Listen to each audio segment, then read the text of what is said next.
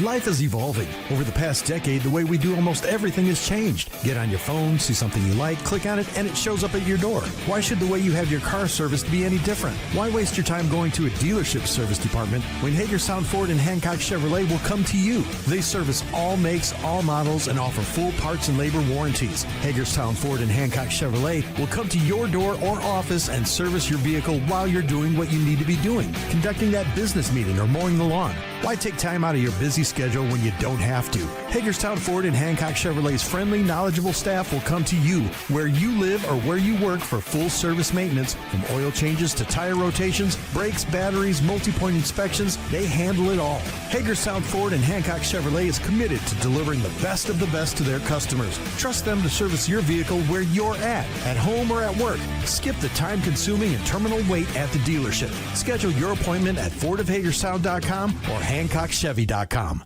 The following is a special sports broadcast presentation of Talk Radio WRNR Martinsburg.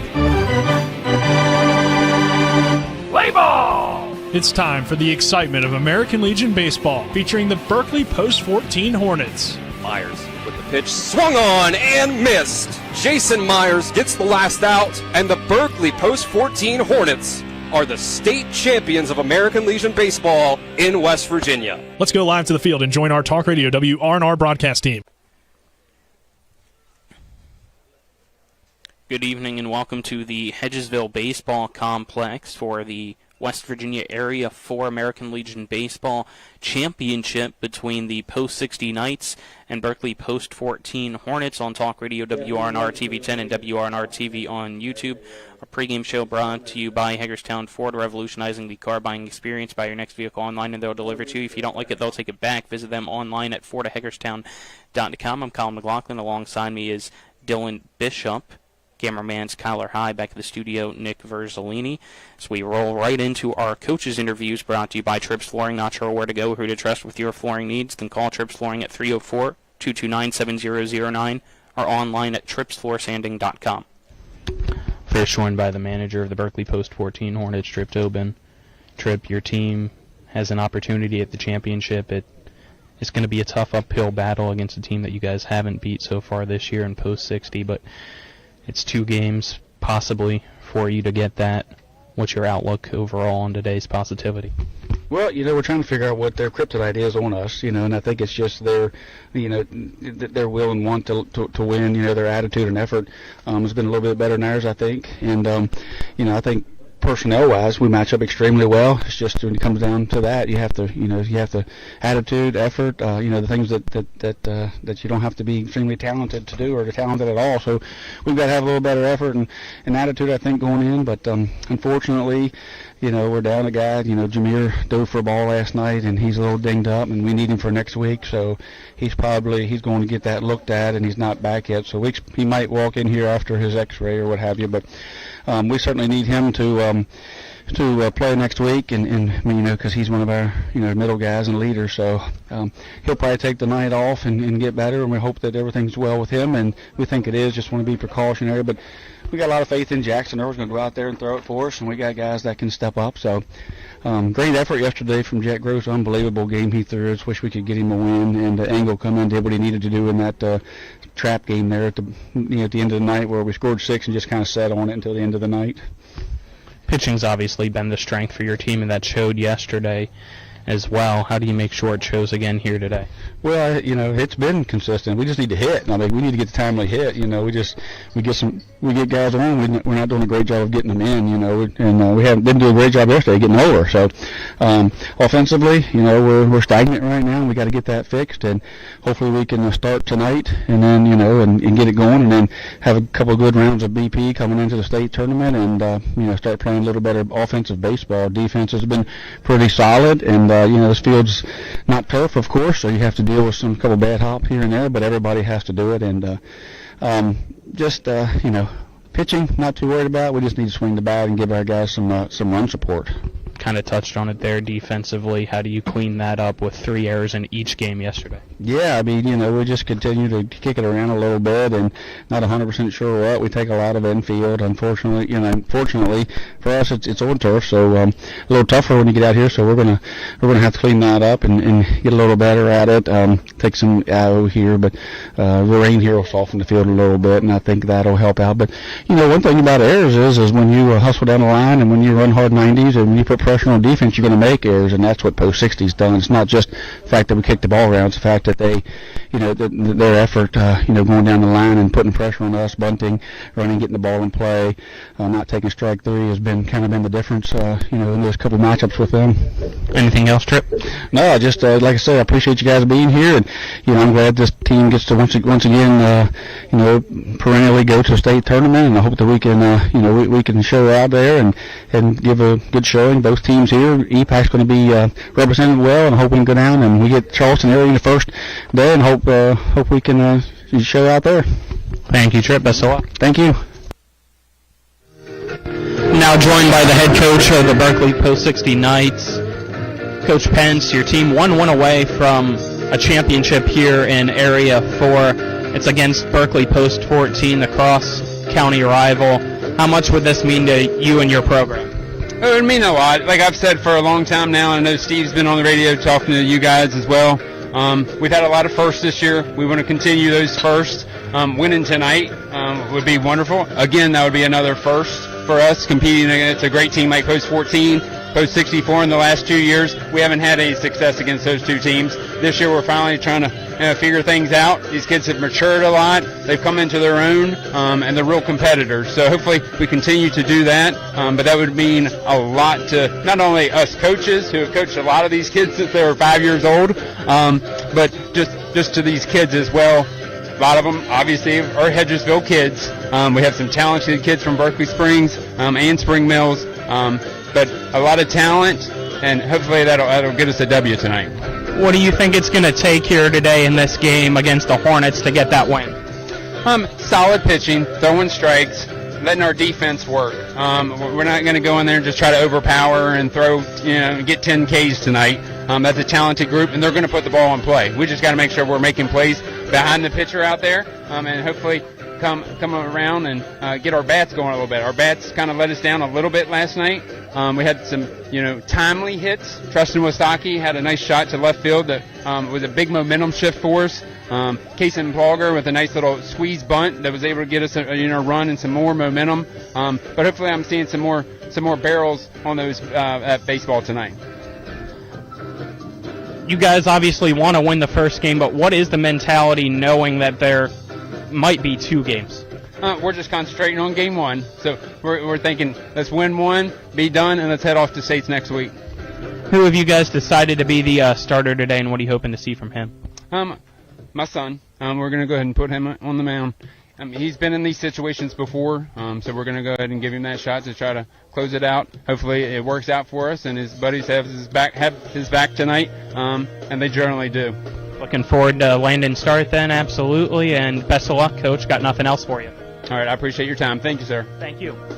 That was our coaches' interviews, again brought to you by Trips Flooring. Going to step aside, take a 2-minute break here. On the other side of that break, we'll continue our Hagerstown Ford pregame show. You're tuned into American Legion Baseball and Talk Radio WRNR and TV 10. Back in 2 minutes.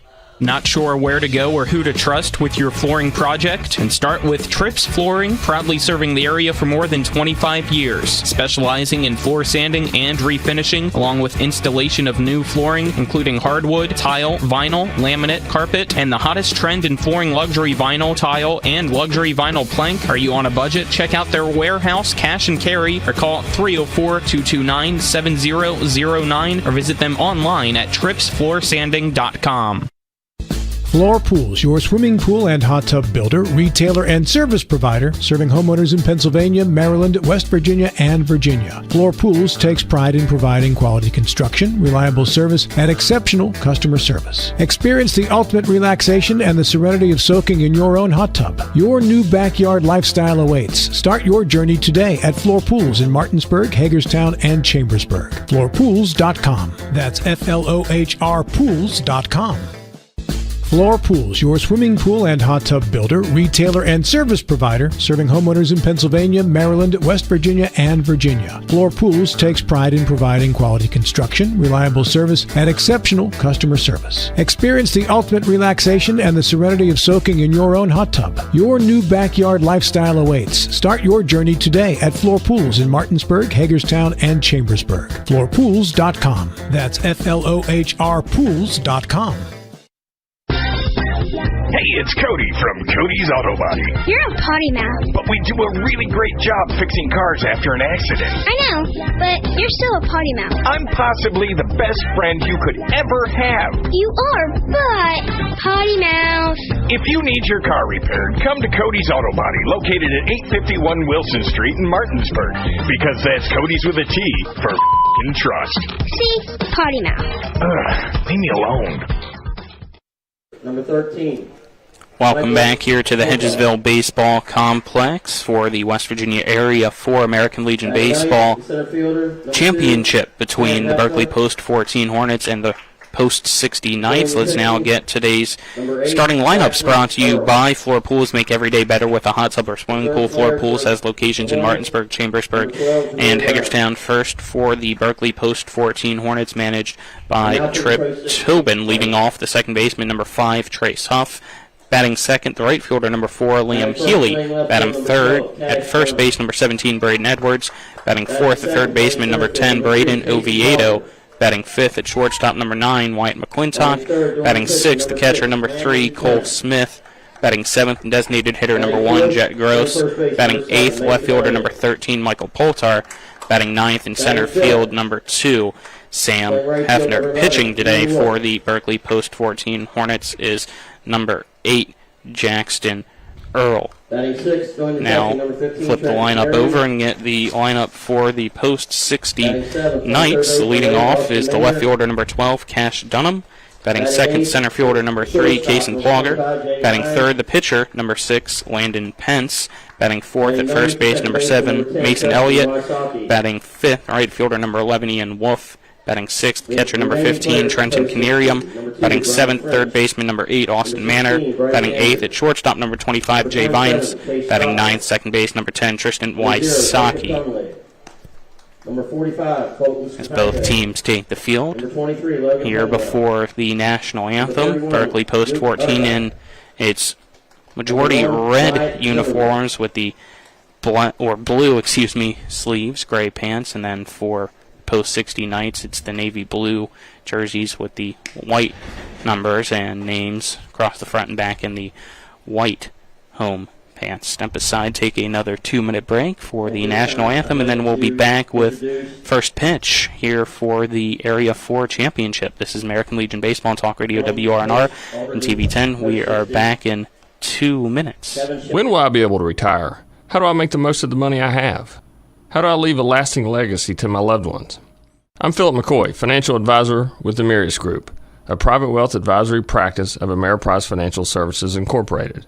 Call us today at 304-263-4343 to help you make the most of your financial future. Our office is located at 1270 Winchester Avenue, Martinsburg, West Virginia. Ameriprise Financial Services Incorporated, member FINRA and SIPC. It's the new normal. You live, work, and play everywhere. Whether it's the family car or the family business, you need insurance that keeps pace with your changing life. Home on the job or working from home, peace of mind comes from knowing your whole world is covered. No matter what happens or how big it grows, whatever your new normal, Erie Insurance's award-winning service and personal agents can keep pace. Call your local agent today or visit erieinsurance.com for a quote. Life is evolving. Over the past decade, the way we do almost everything has changed. Get on your phone, see something you like, click on it, and it shows up at your door. Why should the way you have your car serviced be any different? Why waste your time going to a dealership service department when Hagerstown Ford and Hancock Chevrolet will come to you? They service all makes, all models, and offer full parts and labor warranties. Hagerstown Ford and Hancock Chevrolet will come to your door or office and service your vehicle while you're doing what you need to be doing, conducting that business meeting or mowing the lawn. Why take time out of your busy schedule when you don't have to?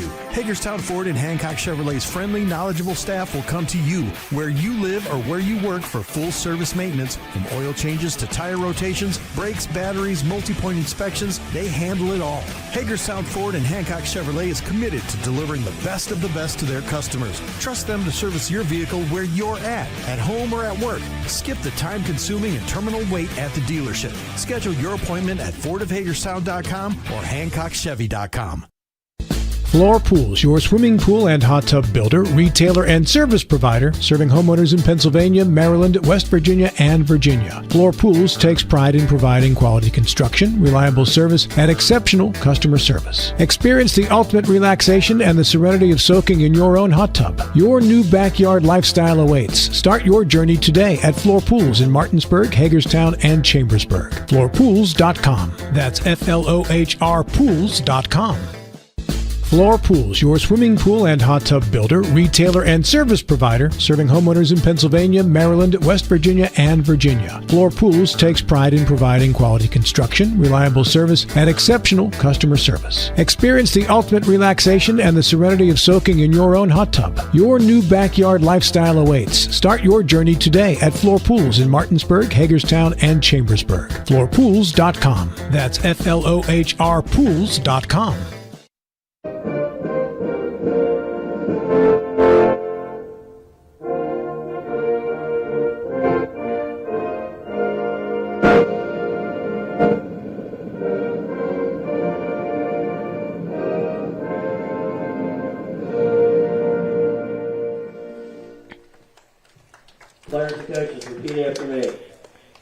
We welcome you back here to the Hedgesville Baseball Complex, just minutes away from first pitch between the Post 60 Knights and the Berkeley Post 14 Hornets for the Area 4 American Legion Baseball Tournament here in West Virginia. I'm Colin McLaughlin. Alongside me is Dylan Bishop. Kyler Hines, our cameraman. Back in the studio is Nick Verzolini as the pregame festivities have concluded. Pregame show again brought to you by Hagerstown Ford, revolutionizing the car buying experience. Buy your next vehicle online, they'll deliver to you. If you don't like it, they'll take it back. Visit their website, fordofhagerstown.com. Let me finally welcome in my broadcast partner, Dylan Bishop, who got a extended vacation here since he didn't have to help out in the pregame show. About an extra 15 minutes added on to my vacation. No, good to be back here for the final day of the tournament here. So we'll see if Post 14 can finally figure out how to get a win over Post 60 here. They've had their number, Post 60 over Post 14, that is. And it's not really what we expected. After that first game that went to extra innings, here we figured that they would go back and forth, and all the games have been competitive. But Post 60 so far has been able to come out on the winning side each of the 3 times, and we could see 2 more games here today. And obviously, if we do see 2 games, that means that Post 14 has ended that streak. So I have a hard time just believing that Post 14 would go 0-4 against a team that they're so competitive here with, and get unlucky bounces so many times to the point where we'd only have 1 game today. But we'll see. Maybe it's just Post 60 just has something over them that's their kryptonite, as Tripp used that word in the pregame interview. But we'll see. Post 60 should have more pitching available, considering they've played 1 game in the last 2 days, and Post 14 has played 3. Yeah, speaking of which, let's recap the tournament. It started with round 1 between the Berkeley Post 14 Hornets and the Potomac Valley Post 64 team. That was a 14-4 win for Berkeley Post 14 on Wednesday night. And then yesterday it started with a 4-2 victory for Post 60 over Post 14, followed by Berkeley Post 14 eliminating Potomac Valley Post 64 in the nightcap by a final score of 7-2 to get here in this double elimination tournament. As you said, Dylan, just about a minute ago, there could possibly be 2 games today, and the only way that's the case with it being double elimination, as if Berkeley Post 14 gets the win here and now in this game to force a winner-take-all game. If Post 60 wins, they're crowned champions of Area 4 for the first time ever, as it's only year 3 in existence for this ball club. Let's now get our starting battery, brought to you by Cody's Auto Body at 851 Wilson Street in Martinsburg. Call 304-901-4777 or visit their Facebook page. On the mound for the Knights is number 6, Landon Pence. Wasn't sure if he was getting the start or not today. We expected it going in, but with yesterday him being ejected in the second inning, we weren't sure if that would result in a suspension or not for him.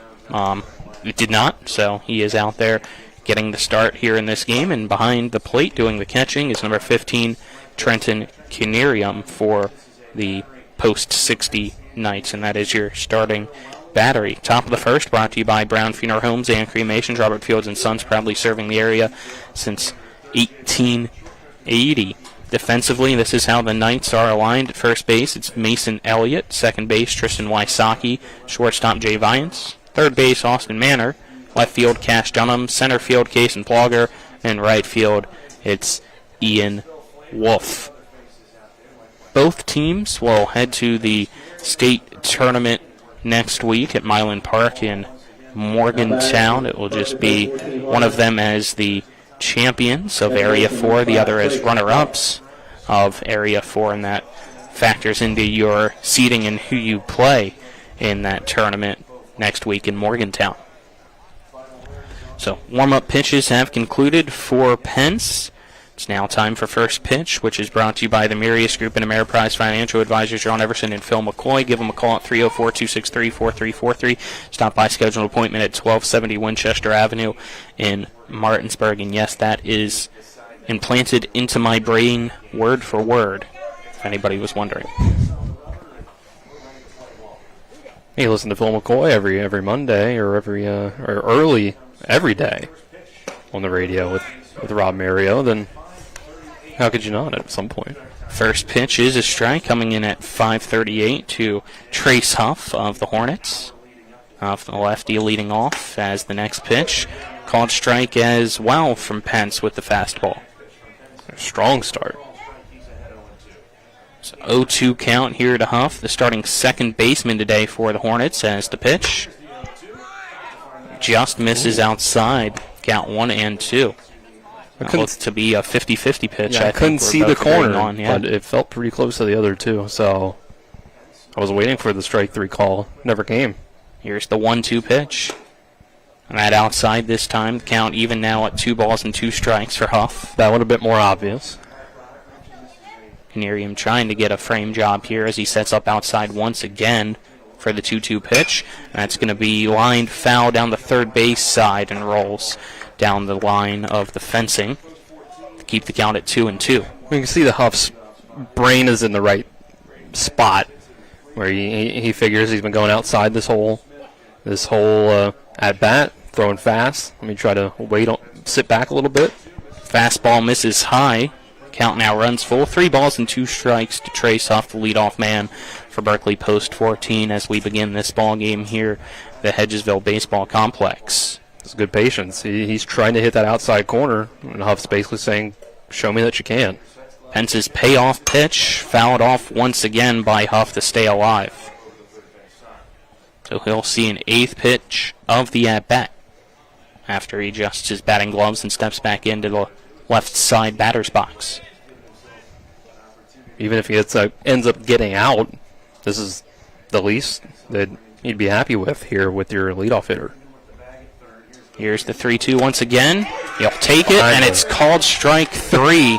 Huff was ready to toss the bat and walk his way down the first baseline, but the home plate umpire rings him up for out number 1, and that'll bring up Liam Healy. Pence finally caught the corner. He tried and tried and tried. First strikeout of the evening for Landon Pence.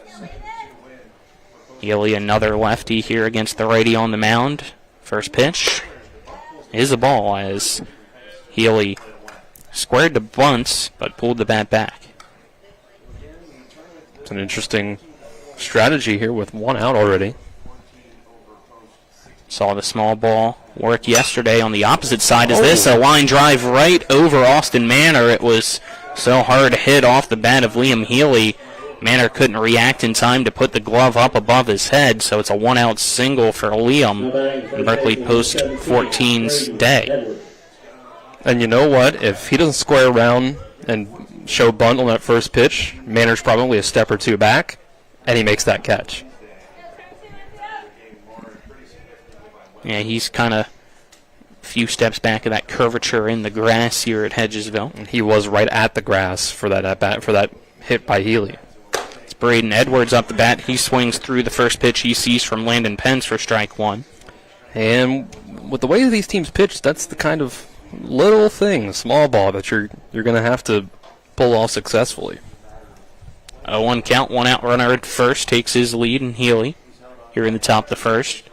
Next pitch, ripped into the fence and almost ricochets and hits the back of Trip Tobin at the third base coach's box. Count 0-2 now to Edwards. You can tell it's going to take some adjustment for these guys to catch up to the fastball. Pence, they're all hitting it over to the other side here. The left-handed batters hitting it the opposite way towards the third base side. Most of them foul. Edwards, third straight lefty in the lineup for the Hornets. So that's how they like starting off here in that 1 through 9. Interesting stance here for Edwards. He gets rung up, caught looking. Second strikeout for Landon Pence on the night. It's 2 outs here in the top of the first. Yeah, I'm not sure what Edwards was going with there, but that definitely seemed like a different stance than usual. His bat was nearly horizontal rather than vertical in his hands. Yes. Braden Oviedo up the bat here with 2 down and the runner at first still. He'll take the first pitch, and it catches the outside part of the zone for strike one. A great start for Pence so far. Pence looks over his shoulder at the runner at first as he takes his lead. Now sets and fires, and that pitch in the dirt. But Canerium lets it ricochet off his chest protector and roll in front of him. Count 1-1. Good there by Canerium to make sure that didn't get to the backstop and keep Healy at first base, Dylan. Yeah, those extra bases, you can't give those up today. They can all matter. Pence ready for the 1-1 pitch to Oviedo. Kicks and fires. And that pitch just misses for a ball, says the home plate umpire. Check swing. They appeal down to first. Jeff King says no go. So 2 balls, 1 strike, 2 outs, and a throw over to first. And the tag was on the back leg of Elliott, or Elliott's tag on the back leg of Healy, my apologies, but ball came out of his glove.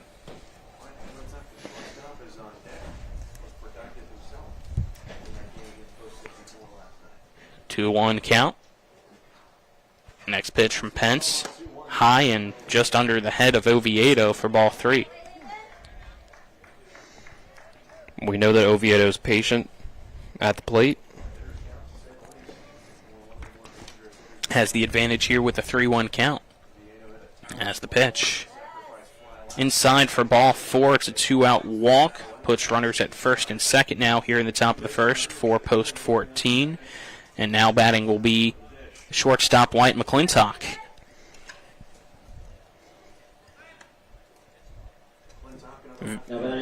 I think you got to take advantage. So we know the post 14 has really struggled with this, with driving in the runners when they get on base. I mean, obviously this is pretty much the biggest game of your season. It won't be at the very end of the season, but first pitch swinging's McClintock. He fouls that the opposite way to the third base side for strike 1. But I think it can be a big confidence boost for them to win this game, let alone, if they're able to win 2 in a row tonight. Just this one can be a big confidence boost. Time called before the pitch as McClintock didn't like how long Pence was making him wait in the box with the runners at first and second.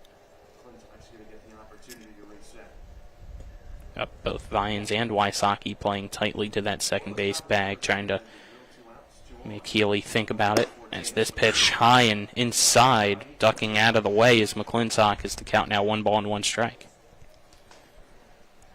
This can always be a little shaky for a young pitcher in, Pence or whoever, when you're cruising along a little bit in your first inning, but then you let a couple guys get on base before you're fully warmed up.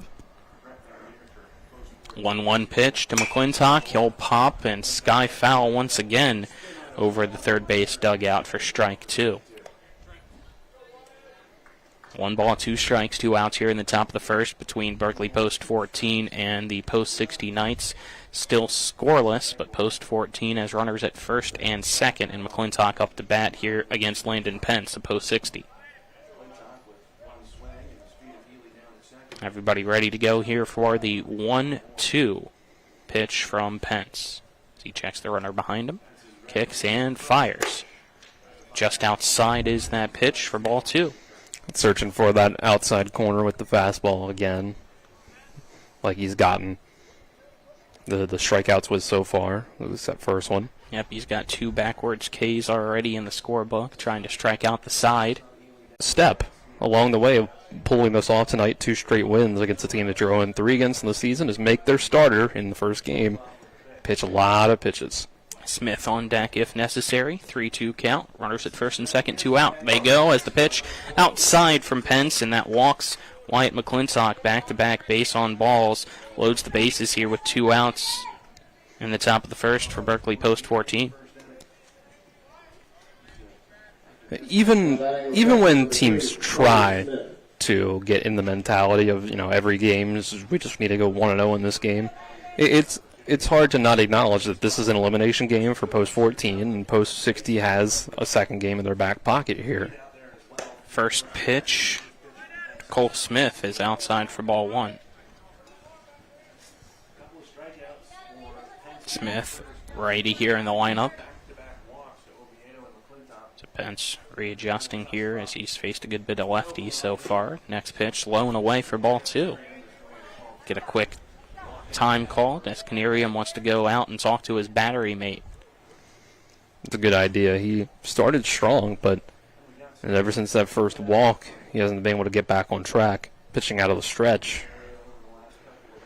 And now, bases loaded, he can at least go away from that, but against this other right-handed batter, he's got to be careful not to throw a meatball over the plate and drive in multiple runs, but you got to throw a strike at that third out. Smith with a big opportunity here to give Post 14 an early lead. 2-0 count, 2 out, top of the first, bases loaded. The meeting's concluded. We're here with the 2-0.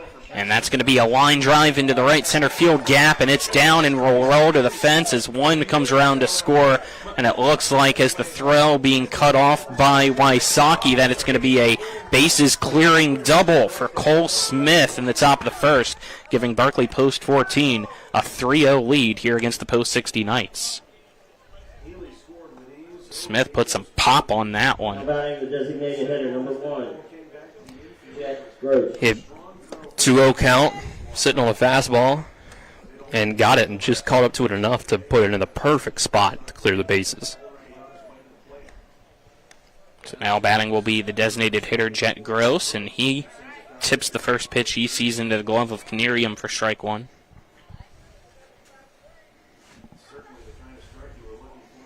So already some run support for Post 14 to work with.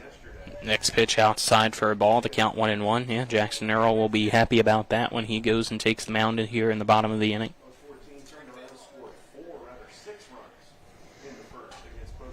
It's Pence now, but 3 runs off 2 hits as well. Berkeley Post 14 leads Post 60 Knights 3-0 as we head to the bottom of the first. You're tuned into American Legion Baseball and Talk Radio, WRNR and TV 10, back in 1 minute.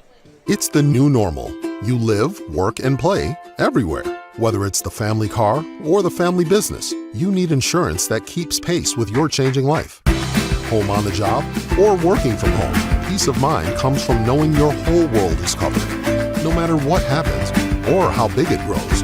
Whatever your new normal, Erie Insurance's award-winning service and personal agents can keep pace.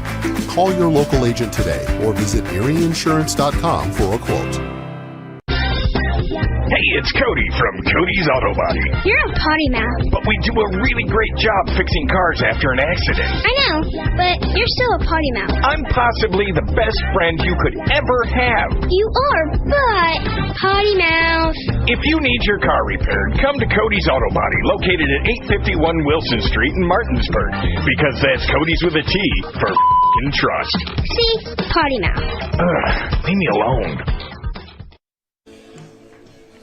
We welcome you back here to Hedgesville as we enter the bottom of the first, brought to you by the Larry DeMarco team of Century 21 Modern Realty Results. Looking for home in the tri-state area, call the Larry DeMarco team at 304-250-3551 or visit them online at www.modernrealtyresults.com as we now see Jackson Earl on the mound for the Berkeley Post 14 Hornets, who lead the Post 60 Knights 3-0.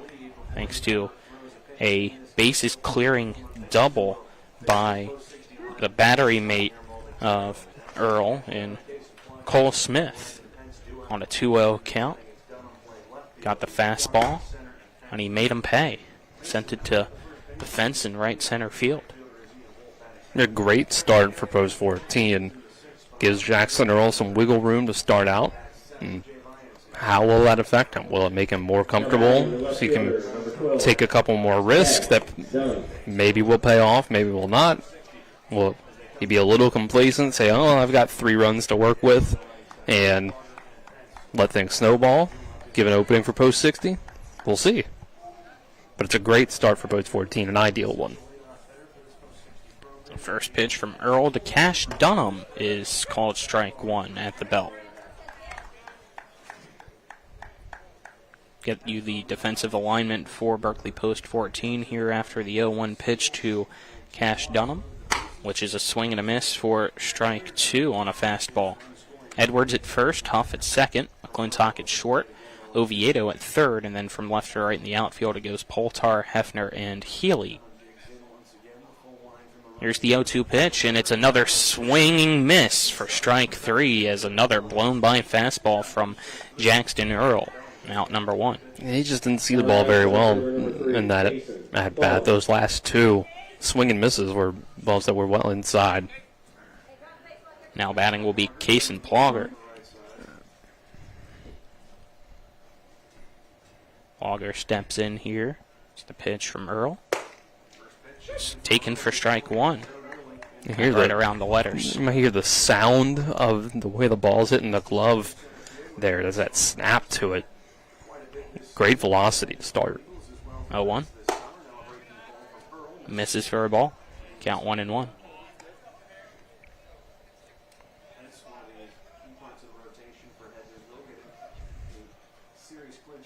Rain continuing to fall here. It's the 1-1. A chopper over down the third base side. Oviedo catches it on the hop, throws it across the diamond for out number 2. Seems like mostly just a sprinkle from the rain right now. The radar hasn't looked very good in this afternoon and evening, but it's mostly avoided Hedgesville so far. That doesn't mean it's going to continue that way. Landon Pence up the bat, and he'll take the first pitch at the letters for strike 1. Earl. So far looking really solid with that fastball. This Definitely. Time, it's strike 2. Took a little something off of it. That looked more like a slider, changeup. He's got these guys off balance a little bit. The 0-2 just fouled off by Pence to stay alive. And of course, Post 14 needing 2 wins today. They really need a strong outing here from Earl.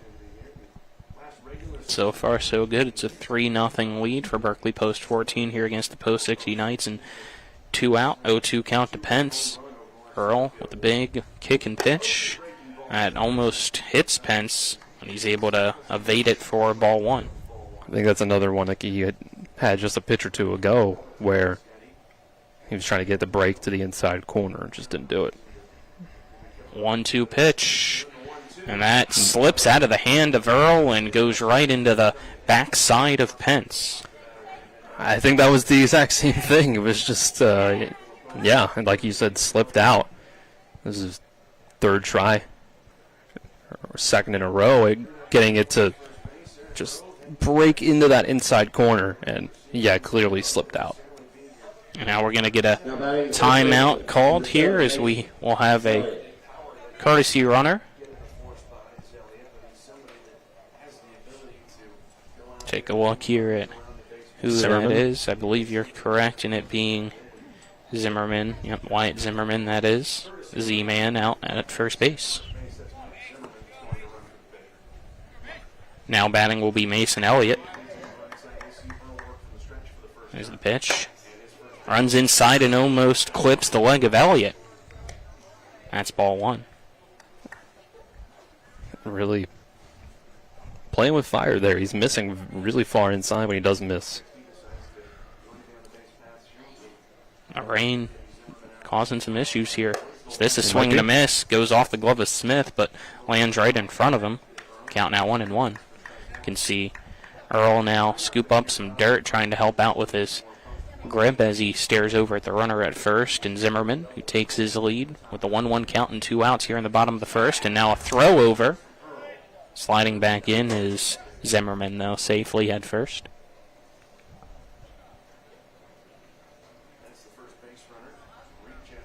Elliott steps back in, the righty here against Earl. It's the 1-1 pitch. Inside and off the glove of Smith. Runner goes. Smith's throw is there, and you're right, Dylan. Tag applied by Huff. Zimmerman's out on the throw, and that will end the inning here after 1 played. It's Berkeley Post 14 leading the Post 60 Knights here in the Area 4 Championship 3-0. You're tuned into American Legion Baseball and Talk Radio WRNR and TV 10. Back for the second after this 1-minute break. Hi, Crescia Hornby here. Larry DeMarco, broker of Modern Realty Results, believes he has some of the best real estate agents in the Eastern Panhandle. Agents at Modern Realty Results have years of experience and knowledge of the local real estate market. Agents within the office work as a team to provide quality customer service. We strive to always ensure client satisfaction through handling every transaction with honesty and integrity, all while offering competitive rates. Modern Realty Results is veteran-owned and managed. Please call us at 262-4222, modernrealtyresults.com. With 4 new car dealerships and 4 used car dealerships in 3 states, Parsons is the largest used car and fastest growing new car dealer in the tri-state area. Take Parsons Ford with huge savings on hundreds of new Fords, financing from 0%. Parsons' goal of financing for all, and Parsons' famous above-market trade-in allowances that help make Parsons #1 for used cars too. See why so many won't buy anywhere but Parsons Ford in Martinsburg. We became #1 by making you #1 first. Parsons. We welcome you back here as we enter the top of the second, brought to you by the personal injury attorneys Burke, Schultz, Harmon, and Jenkinson. Visit burkeandschultz.com. We play hardball. This is WRNR Martinsburg and TV 10. Colin McLaughlin alongside Dylan Bishop. Pence working a little bit quickly here is the 0-1. Breaking ball that misses inside and low. Count 1-1. So here's a chance for Pence to maybe get in a little more of a rhythm before he faces that top of the order again, which he had success with, or against, to start the first inning, but then slipped up, couldn't get that third out. Swing and a miss from Poltar is strike 2, so count 1-2 now. Pence trying to get his 4th strikeout of the night. 1-2. Is a swing and a miss. There it is. Strikeout number 4. That'll bring up Sam Hefner. Yeah, I mean, there's been 1 hit outside of that bases clearing double. And when they loaded the bases, it was 2 walks and a seeing eye single. I guess you could say a line drive that went right over Maynard at third. First pitch to Hefner misses for ball 1.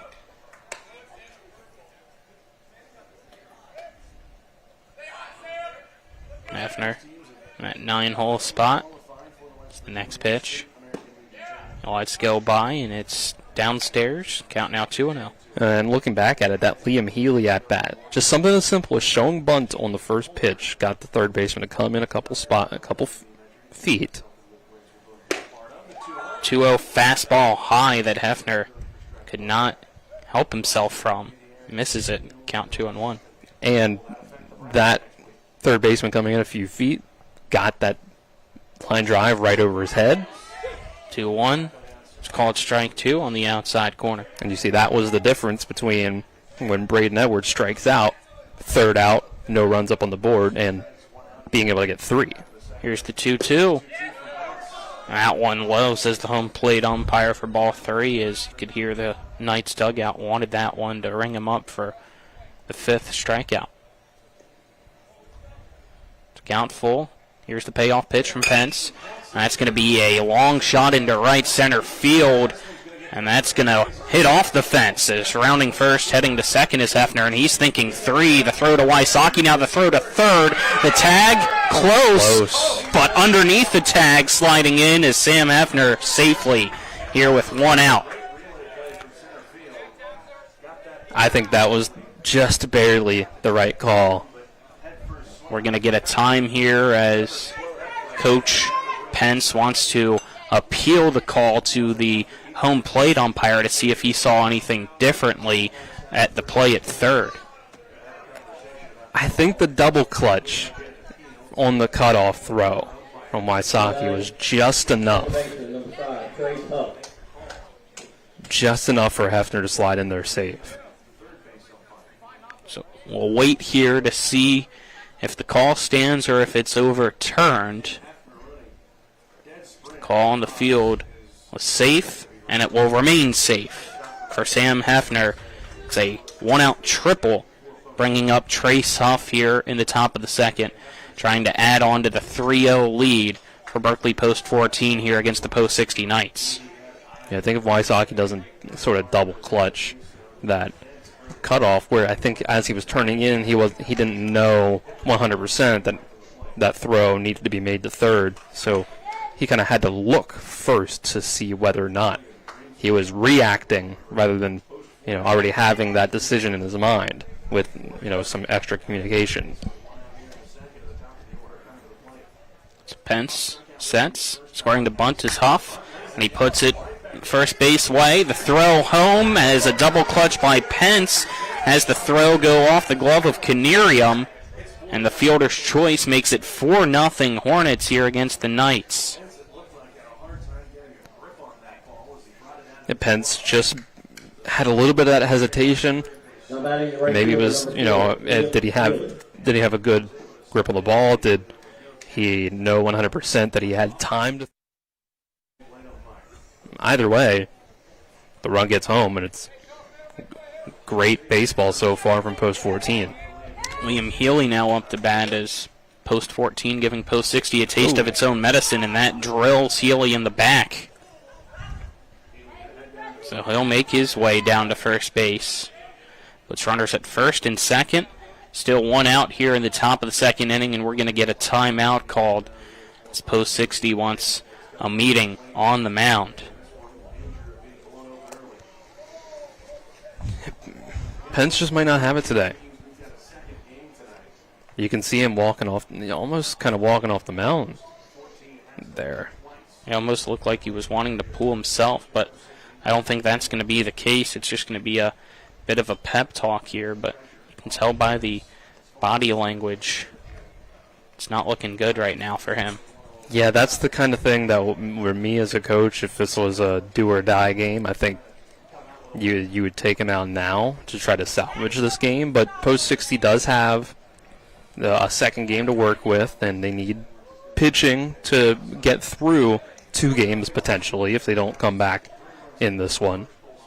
So you might just ride out Pence no matter what. And you say, well, if he struggles, he struggles, and we save our pitching for the second game.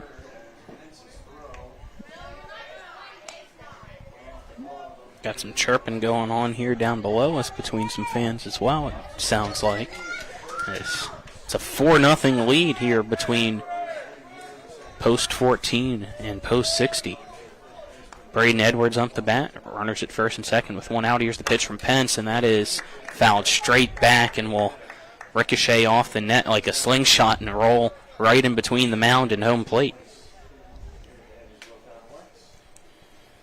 Edwards struck out looking his previous time to the plate.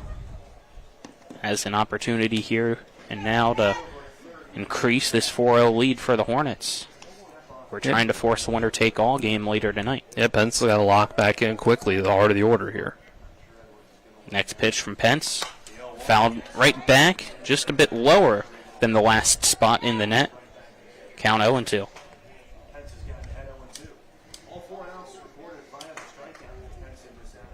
So see if Pence can get another strikeout here to his name tonight. Got the 0-2 count to Edwards. He would have gotten the last time. Checks the runners, sets, throws. And once again, Edwards fouling it away this time over towards the third base dugout and up on the hill here at the Hedgesville Baseball Complex. And you could tell that Edwards dug in a little closer to the plate that time, maybe leaned over it a little more, trying to protect that outside.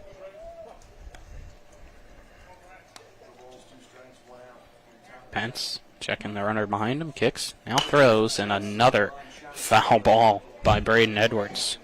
All 4 pitches he's seen, he's fouled off. Count 0-2 still. Looks like we got some action over in the Knights bullpen as well. Colton Safonko, I think. Yep.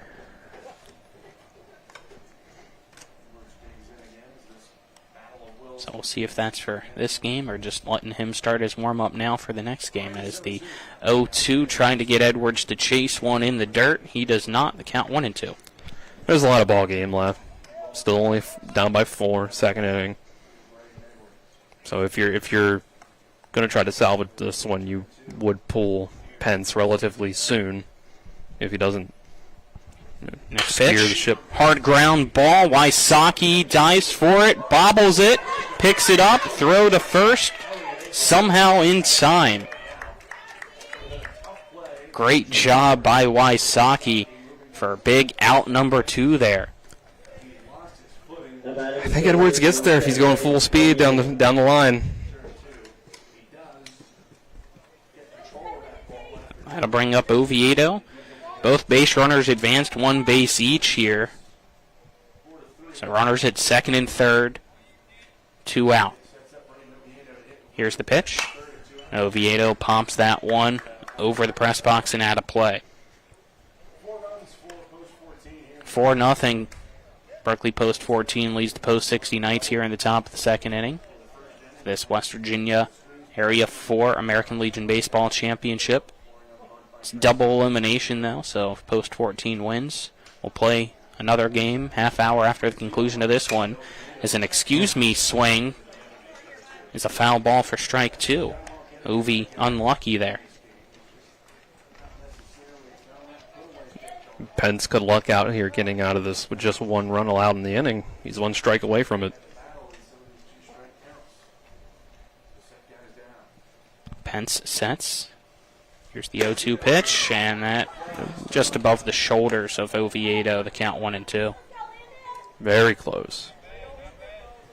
Here's trying to get him to offer it the high cheese. Maybe Ovi's lactose intolerant, I don't know. A 1-2. No, he's not, as he gets the high cheese that time. A check swing that he clearly went around with. That's the 5th strikeout of the night for Landon Pence. And that ends the inning, strands the runners at second and third. But 1 more run was able to cross for Berkeley Post 14 after a triple by Sam Hefner. He came home to score off a bunt by Huff. It's 4-0. Hornets leading the Post 60 Knights as we head to the bottom of the second after this 1-minute break. This is American Legion Baseball on Talk Radio WRNR and TV 10. Most insurance companies see you as a claim number. Most law firms see you as a case file.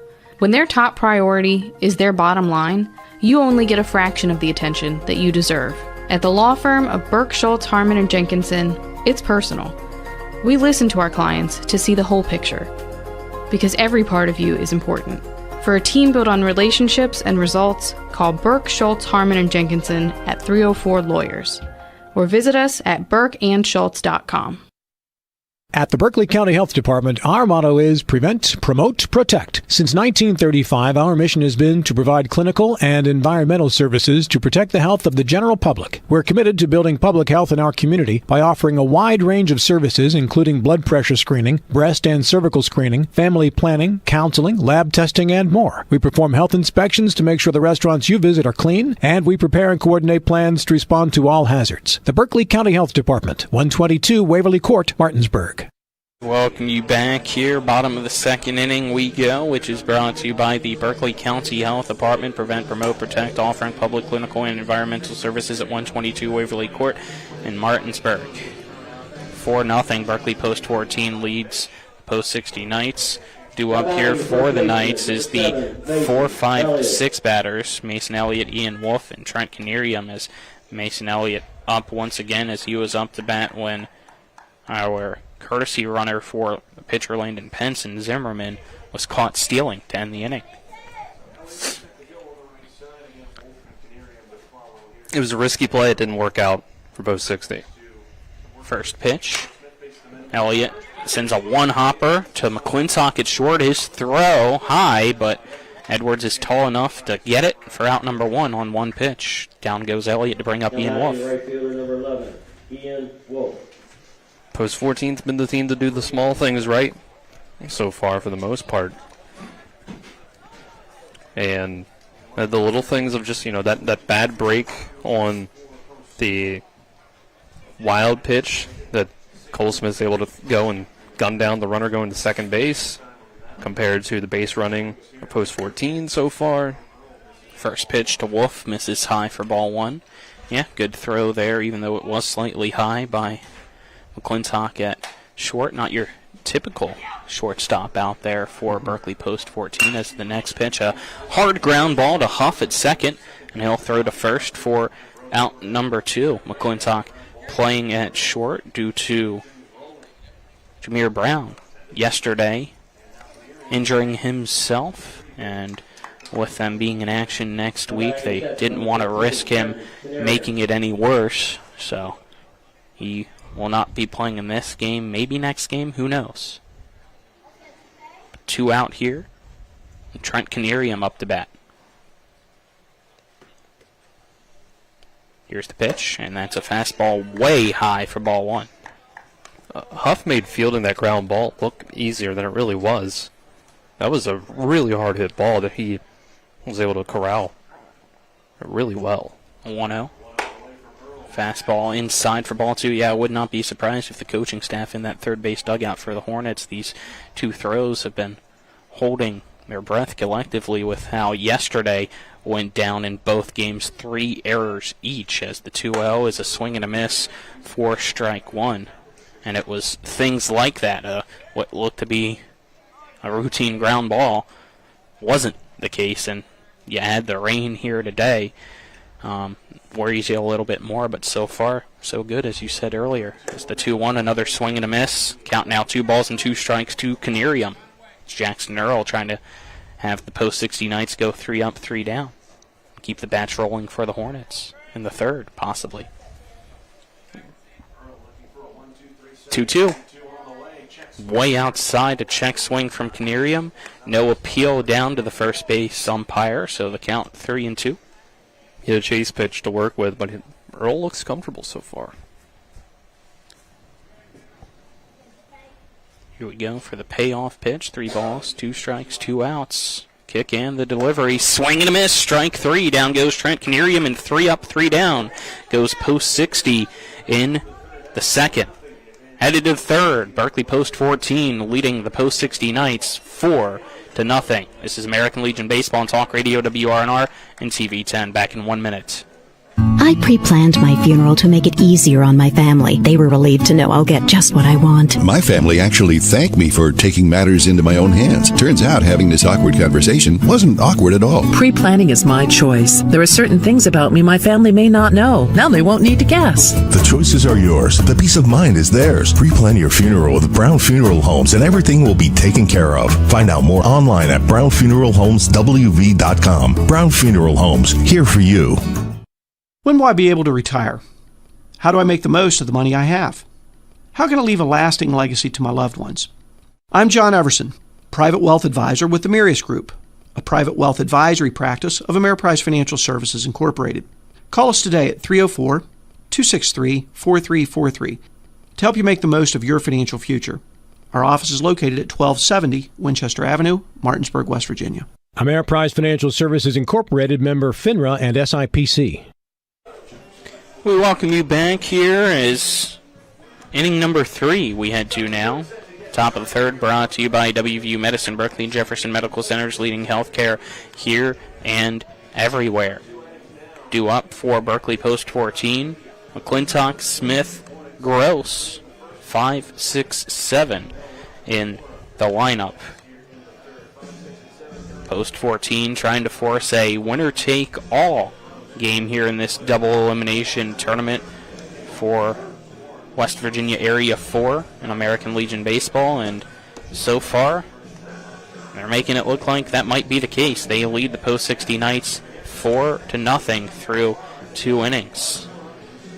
Anything can happen through 7 innings, but Jackson Earl doesn't look like a guy who's going to give up 4 runs, so that first inning could have been big, but as the game progresses, can you get Earl's pitch count up and just do little things here and there, battle in every at-bat, turn a 3-pitch strikeout even into an 8-pitch strikeout instead. Now, those things can pile up as the game goes on. You can chip away just here and there, get 1 run at a time. You never know what can happen. Pence can settle in. He's got enough talent to do it for sure. But Post 14's got the bats to make sure that doesn't happen too. 4 runs would have been enough in 2 of the 3 meetings this season so far for Post 14, as the first pitch is a swing and a miss for strike 1 to McClintock. Post 60 3-0 against Berkeley Post 14 this season. It's the first wins for the Knights over the Hornets ever. So this one popped and fouled off for strike 2 by McClintock.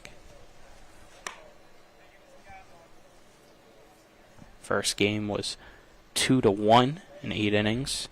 Game 2 was a 8-4 victory. Game 3 yesterday, 4-2.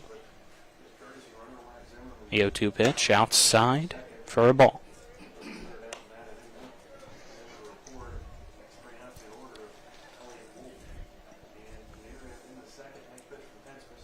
It's a 1-2 count.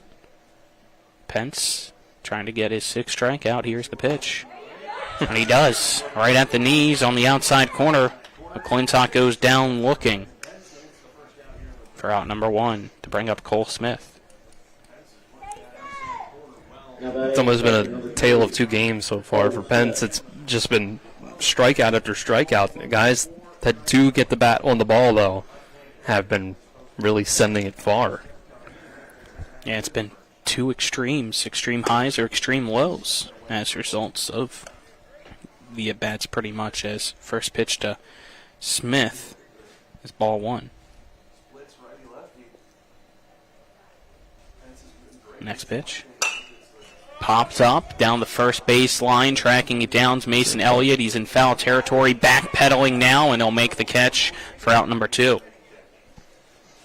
Nice play, not easy there. Elliott, you could see, stumbled a little bit right after making the catch.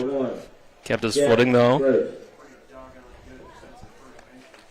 Gross will now come up to bat for Post 14 with 2 down and nobody on. Pence maybe getting comfortable finally out there and getting some confidence. Trying to light a spark potentially for Post 60. Here's the first pitch to Gross. It's outside for ball 1. Gross struck out looking his last time up. That ended the first inning where Post 14 scored 3 of its 4 runs. It's the 1-0 pitch from Pence. Gross swings through for strike 1. Even if Pence does settle in here, the story of the game will be whether Post 60 can get comfortable against Jackson Earl, which it might be difficult. 1-1 pitch. Misses for a ball. The count now 2 balls, 1 strike.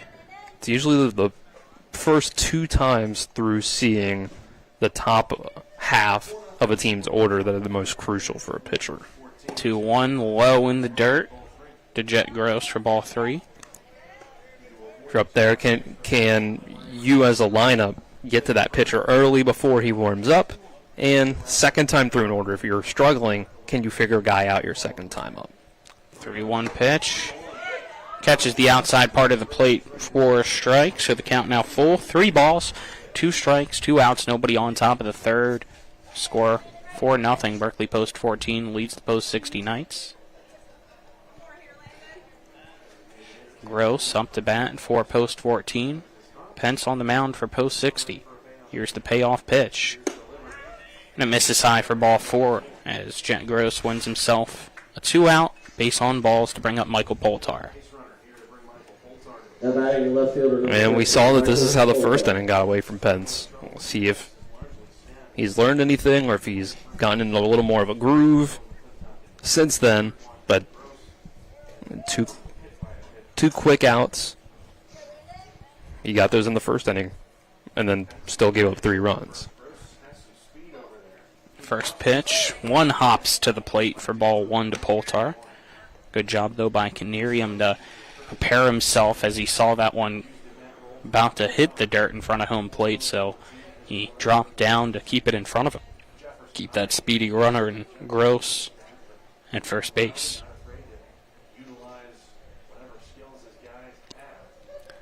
1-0 pitch. Hit the opposite way, and that's going to go into the Little League ball field to our right. The count now even at 1-1 to Poltar.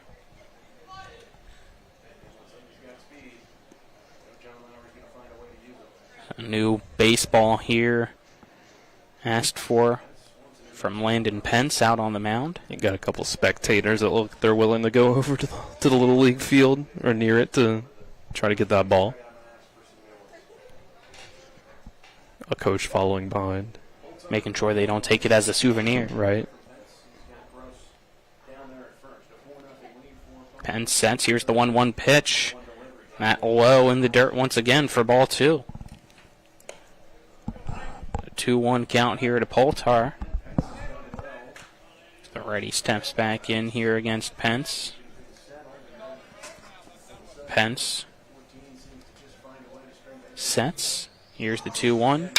And that's going to be a hard ground ball right back up the middle. Wysocki has it. And they'll step on the second base bag to end the inning. Get the lead runner in Jet Gross for out number 3. So we're headed now to the bottom of the third. Our score remains 4-0. Berkeley Post 14 leading Post 60. This is American Legion Baseball on Talk Radio WRNR and TV 10. When it comes to surgery, experience and innovation matter. At WVU Medicine, our board-certified surgeons use the latest robotic and minimally invasive techniques to provide better outcomes and faster recoveries. We offer a full range of procedures including advanced hernia repair, anti-reflux surgery, breast cancer surgery, colon resection, gallbladder removal, skin cancer, and lesion removal. Trust the region's leader in advanced surgical care. Call WVU Medicine Surgery today at 304-596-2150.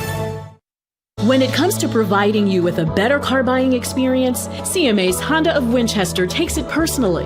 Why? Because we're employee owned. That makes us neighbors, and good neighbors take care of each other. Come experience the honesty, transparency, and value we provide every customer, every neighbor, each and every day. At CMA's Honda of Winchester, owners just care more about you. We welcome you back here as we enter the bottom of the third inning, which is brought to you by Rock's Local Markets, with locations all around the Panhandle. Fast, fresh, friendly. Rock's. Bottom of the lineup for the Post 60 Knights coming up to the plate against Jackson Earl, as they need to try and figure something out here as they trail 4-0. It will be Manor, Vians, Wysocki.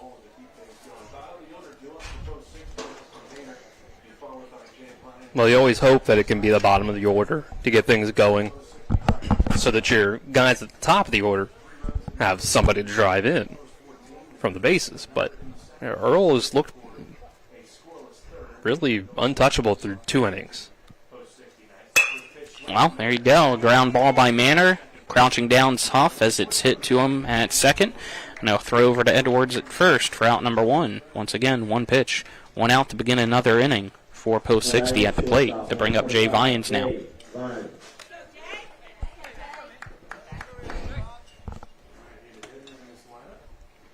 That's been the other thing. We were mentioning pitch count earlier. For Landon Pence, it's 72 pitches, 40 of them for strikes. As this pitch, number 25 only for Earl out on the mound, as that is lined foul off the indoor batting cage roof. Count 0-1 to Vians. You could have just told Post 14 the pitch count, not what the score is, in the 3rd inning like that. They would have taken that as a huge win. Here's the 0-1. That misses for a ball. The count 1-1. It could be 2-0 Post 60 right now with those pitch counts, and they would say, you know what, we'll take that.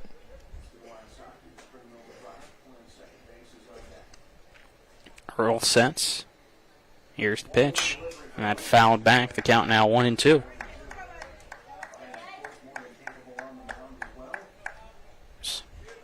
Coach Pence trying to hype his batter and Jay Vians up a little bit. Pretty quiet down there right now. Unusual here at Hedgesville. It's the 1-2. Waiting here and appeal down to first. Jeff King says no go. Count 2-2. Earl hasn't really gotten him to chase the breaking balls too much.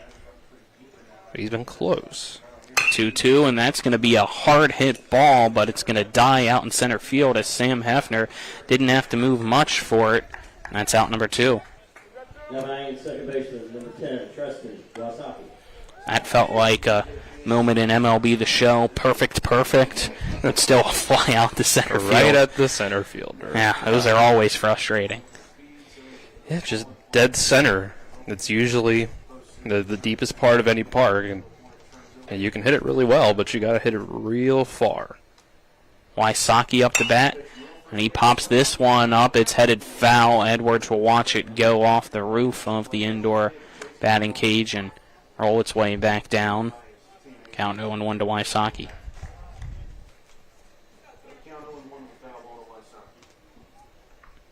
Earl squares up, sets, wind up, and the pitch.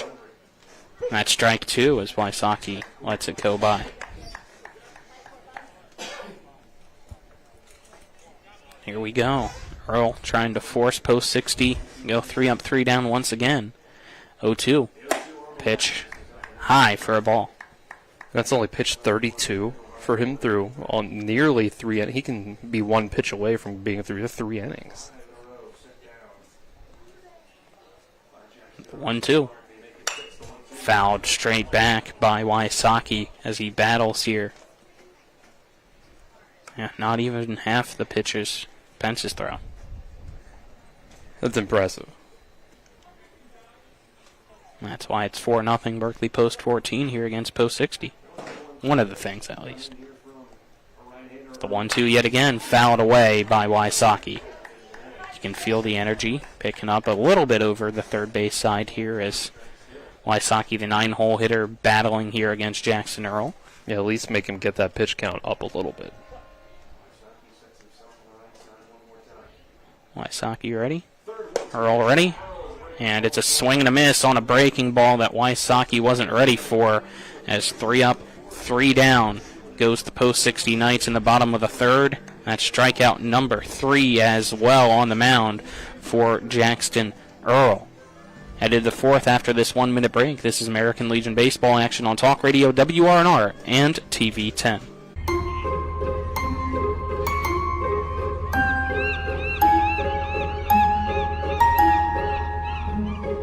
We brought the beach to you. Get Rock's Crab Cake Sandwich with 70% real crab meat.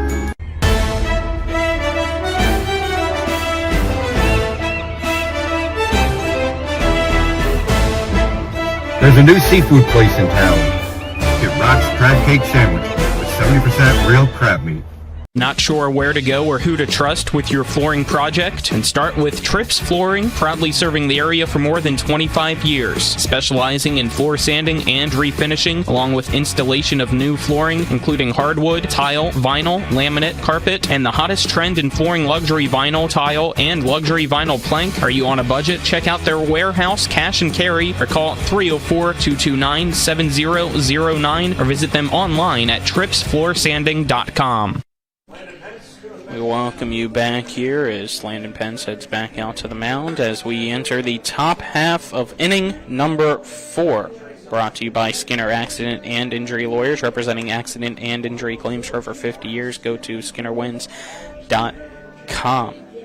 Colin McLaughlin alongside me, Dylan Bishop. Kyler High, our cameraman. Back to the studio is Nick Verzolini. Currently the score, 4-0. Berkeley post 14 leading the post 60 Knights here in this West Virginia Area 4 American Legion Baseball tournament.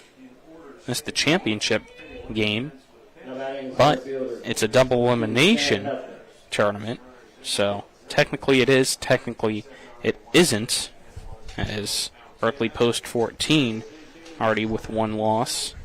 Post 60 Knights have not lost yet here this tournament, but right now trail 4-0. So if the result remains, we'll play right after this for a winner-take-all game. The championship series, I guess you could say. Yeah. In a way. The first pitch swinging is Sam Hefner, and that's going to get right under the gloves of Manor and Vyans over in between third and short.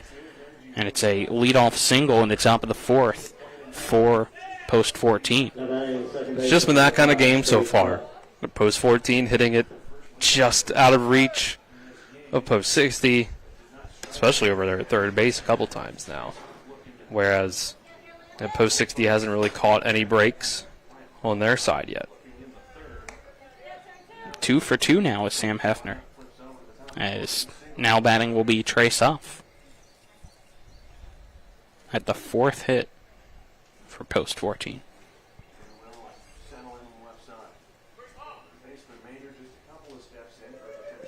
First pitch low and inside for ball 1 to Huff. As you mentioned, Dylan, you've had 2 singles over that third base way. The other 2 hits were extra base hits. Cole Smith with a bases clearing double to right center field, scored 3 runs. And then Hefner, the other one, with a triple in the second to right center field as well as this pitch, a strike. The count 1-1 now to Huff.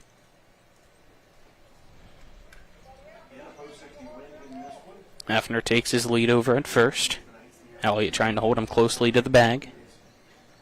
Pitch, and scoring to bunts is Huff, but unsuccessful in his attempt to put it in play, as that's popped foul over towards the on-deck circle of Berkeley post 14's third base side. Count 1-2. It ran in sort of low and inside. It was going to be a tough pitch for anybody to lay a bunt down on in fair territory with. Bunts were a success for post 60 yesterday in the 4-2 win. Post 14 using it here today. Is this a swinging bunt pretty much down the first baseline? Charging in is Pence.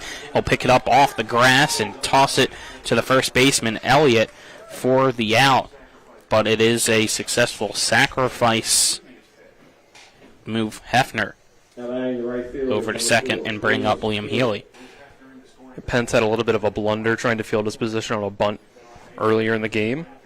And here, swinging bunt of sorts, he more than makes up for it in terms of That's very good play, fielding off the mound.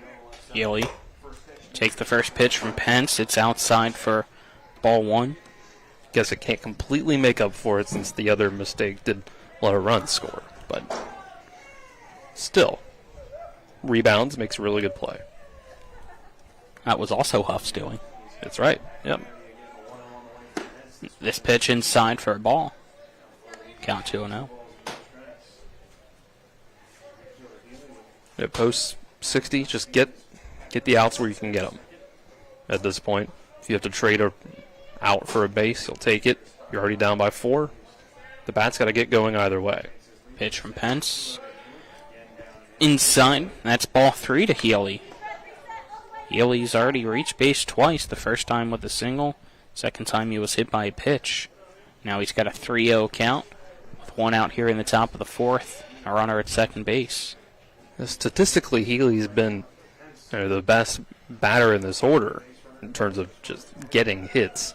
So, not surprised to see him pitch to him a little bit cautiously. 3-0 is there for a strike, so the count 3-1 as Pence finds the zone. Healy readjusts, steps back in, and gets in his stance. Pence, 3-1 pitch.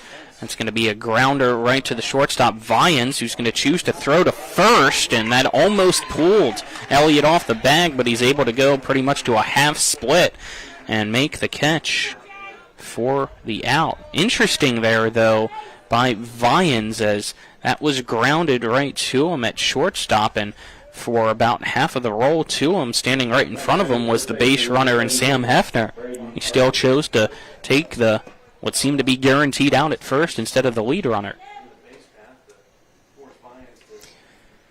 I'm not surprised by that, but yeah, I think that was mostly trying to get him to Edwards be off on the throw. He'll ground the first pitch to Wysocki, who throws it over to Elliott at first, and there you go.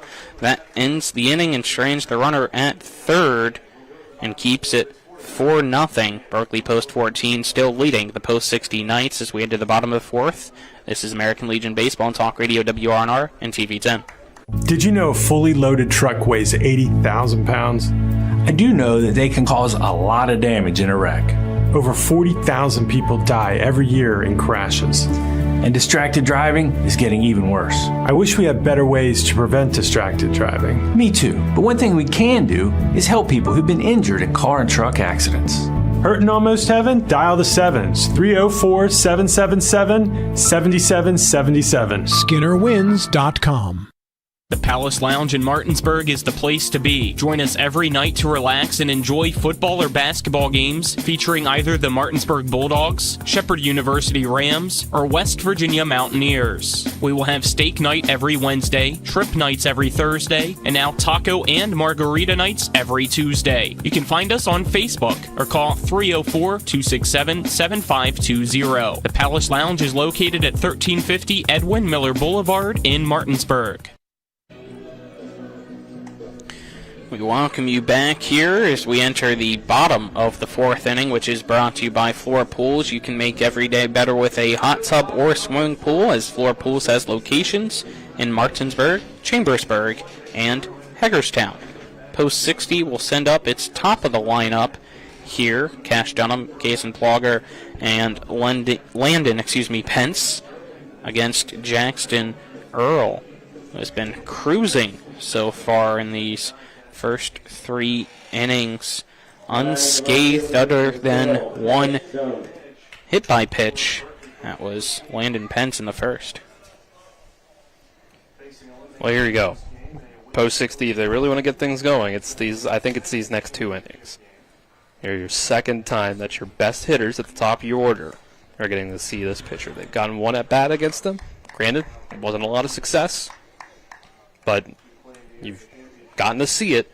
What can you do now? You need every at-bat counts here. You need to get something going. First pitch skips off home plate and goes to the backstop for ball 1. No damage done, as this was the first pitch of the inning, not just the at-bat for Dunham. Here's the 1-0. And it's a strike. Dunham squared the bunt, pulled the bat back, thinking it was a ball, but the home plate umpire says it caught the zone. So the count 1-1. Right at the knees, I think. Yeah. Even Coach Pence over at first couldn't believe it. He double-checked the count, and home plate umpire said 1-1. He's like, that was a strike? Okay. It's the 1-1 fouled off by Dunham for strike 2 now, so he's behind in the count.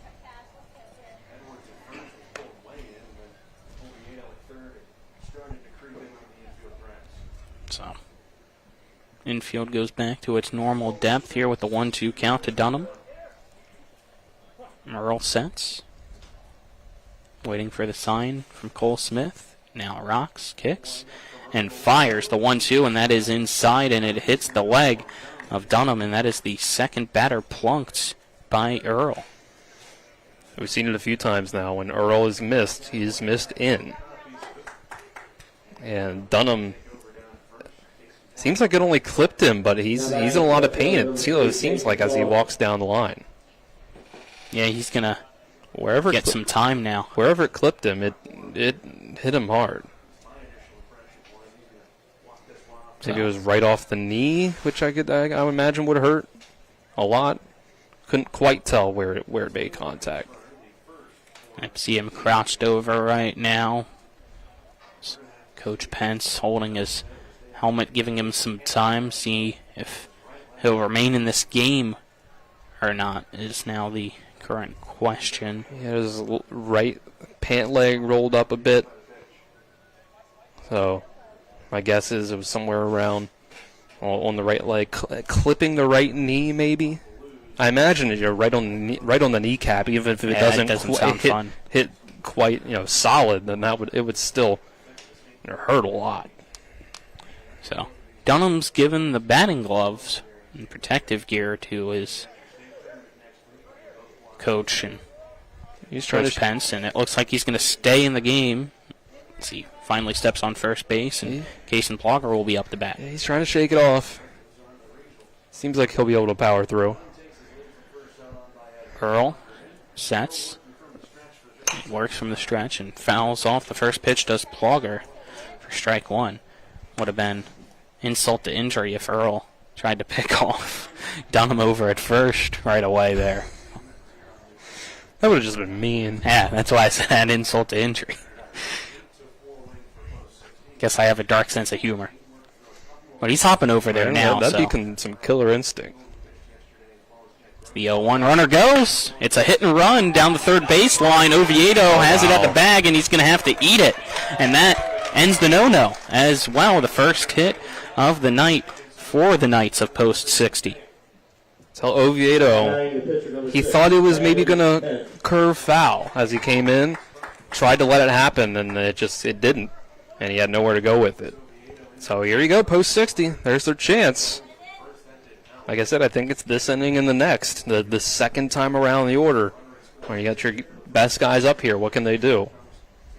Nobody out, runners at first and second, and here's Landon Pence against Jackson Earl. First pitch. Inside and very close to hitting Pence once again. It's ball 1. Pence steps back in here. Earl crouched down, ready to go, getting the sign from Cole Smith, his catcher. Here's the 1-0, and that is low and away for ball 2. First bit of trouble for Earl. We saw Pence the first time he saw some trouble. We got bases loaded. Cole Smith ends up clearing the bases with one swing. This is the most trouble we've seen Earl get into, and he's 40+ pitches deep now instead of in his first inning. Here's the 2-0. And that is taken for a strike by Pence. The count 2 balls, 1 strike. Came back with a nice pitch there. Pence pretty much needed it to be exactly where he wanted it to take a swing at it. Earl sets. Here's the 2-1. That's going to be fouled off home plate and then off the foot of Pence. Count 2-2. So immediately a dead ball with that hitting Pence, since it is fair if it goes off home plate. lands there. That's fair territory. Yeah.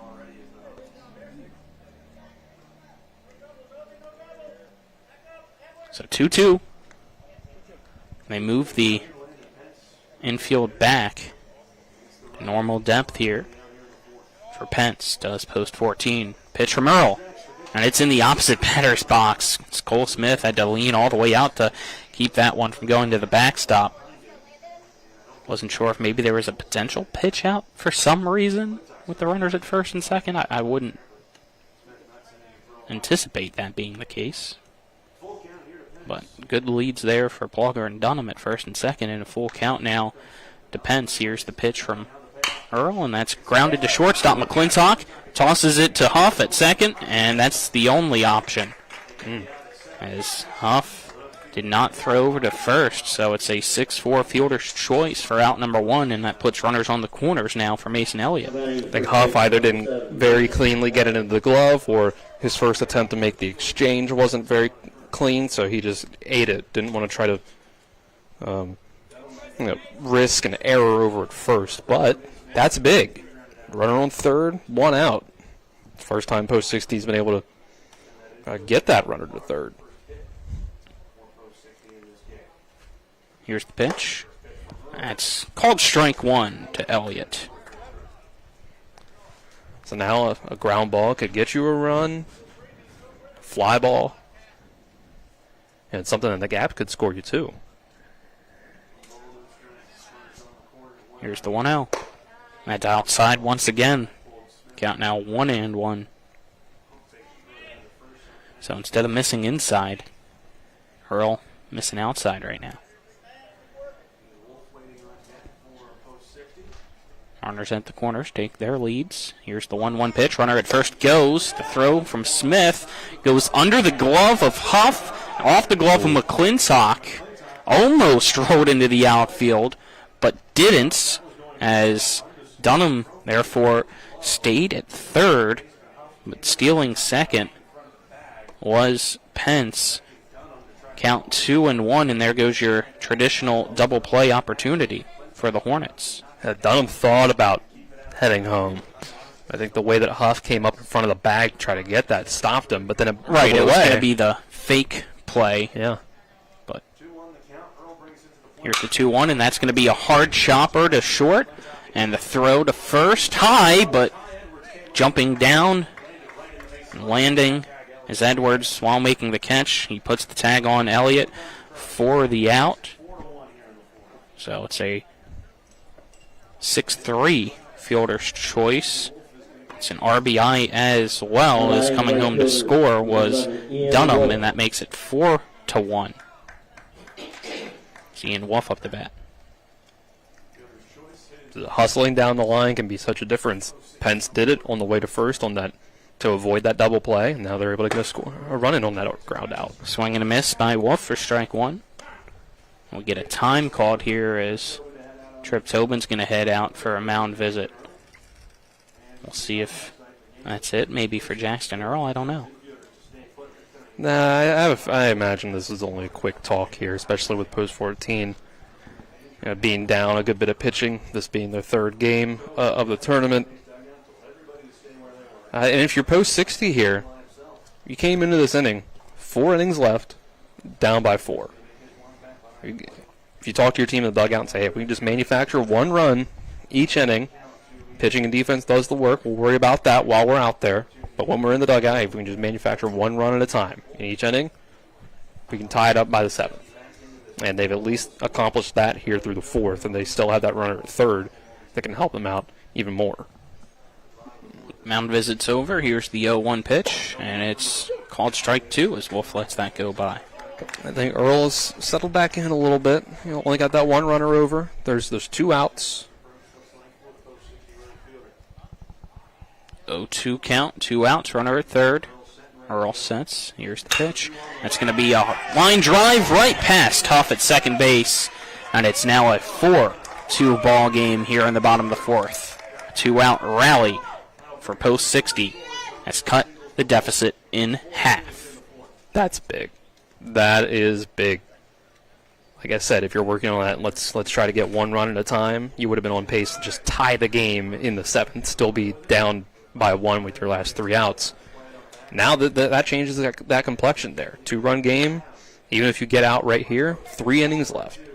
And Nick, correcting me from the studio, I accidentally said Post 14's 3rd game of the tournament, when I should have said that they've already played 3 games, this being their 4th. That's what Nick's there for, keeping us accountable. Yep. He's the watchdog, Versalini. Here's the pitch, and that's fouled back as Trent Canarium up to bat. 0-1 count now to him. Manor takes a look at that foul ball that hit off the brick, says it's no good, so I'll put it back in the dugout. We got 1.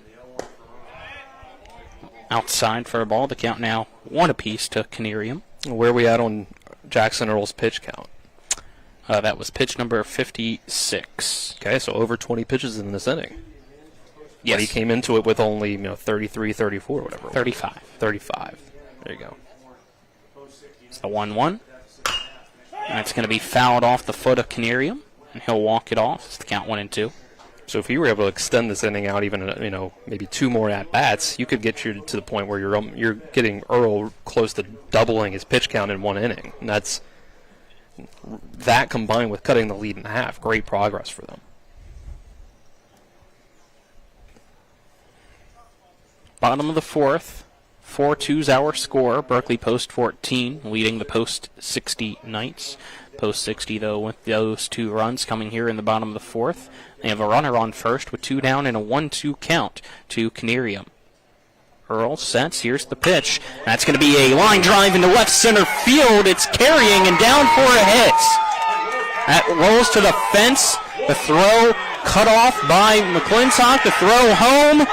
Not in time, as hustling around to score is Wolf. And it's a 1-run game as the 2-out rally continues here for Post 60.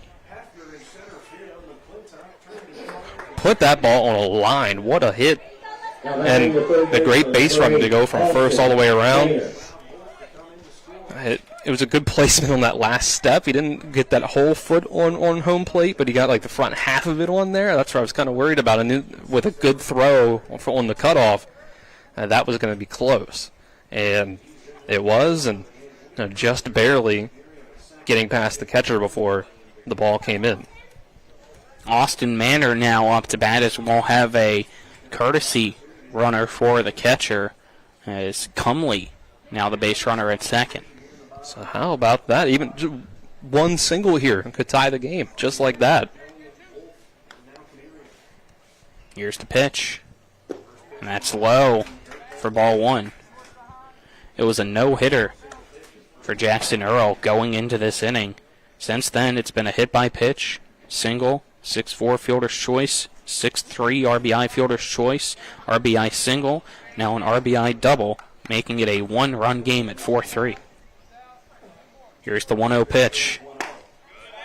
And that's called a strike on the outside part of the plate. The count 1-1, and Manor very frustrated here as Coach Pence calming him down, doesn't want another player ejected like Landon Pence was yesterday.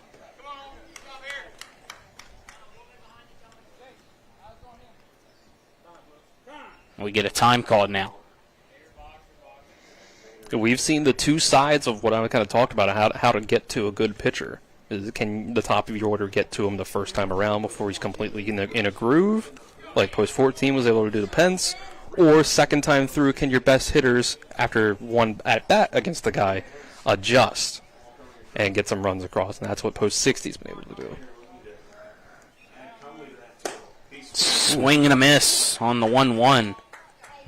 The Manor with a very big cut there, trying to tie this game up. Now behind in the count, 1 ball and 2 strikes. Great pitch from Earl. He hasn't really gotten a lot of that, chasing the fastball just barely off the plate so far in this inning. See if he goes back to it with the 1-2 pitch.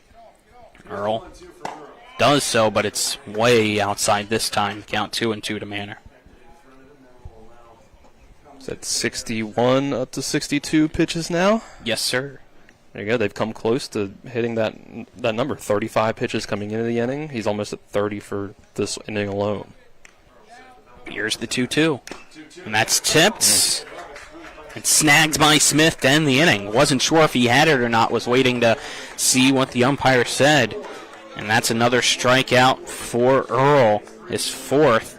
But 3 runs score off of 3 hits for post 60 in the bottom of the fourth. It's now a 4-3 post 14 lead as we're headed to fifth after this 1-minute break. This is American Legion Baseball on Talk Radio WRNR and TV 10. Floor Pools, your swimming pool and hot tub builder, retailer, and service provider, serving homeowners in Pennsylvania, Maryland, West Virginia, and Virginia. Floor Pools takes pride in providing quality construction, reliable service, and exceptional customer service. Experience the ultimate relaxation and the serenity of soaking in your own hot tub. Your new backyard lifestyle awaits. Start your journey today at Floor Pools in Martinsburg, Hagerstown, and Chambersburg. FloorPools.com. That's FLOHR Pools.com. Floor Pools, your swimming pool and hot tub builder, retailer, and service provider, serving homeowners in Pennsylvania, Maryland, West Virginia, and Virginia. Floor Pools takes pride in providing quality construction, reliable service, and exceptional customer service. Experience the ultimate relaxation and the serenity of soaking in your own hot tub. Your new backyard lifestyle awaits. Start your journey today at Floor Pools in Martinsburg, Hagerstown, and Chambersburg. FloorPools.com. That's FLOHR Pools.com. We welcome you back. You're tuned into WRNR Martinsburg and TV 10, as well as WRNR TV on YouTube, as we are a few seconds away from reaching the 7 o'clock hour. Thank you for joining us here on Talk Radio WRNR and TV 10. Top of the fifth, brought to you by CMA's Martinsburg and Winchester dealerships. They're proud to be the owners who just care more. 3-run bottom of the fourth has cut the lead for Berkeley post 14 to 1. It's post 60, trying to win the Area 4 championship for the first time. Dethrone Berkeley post 14. Post 14 sending up Oviedo, McClintock, Smith, the 4-5-6 batters in the lineup. A part of the order that was able to do most of that damage in the first inning. 2 walks and bases clearing double.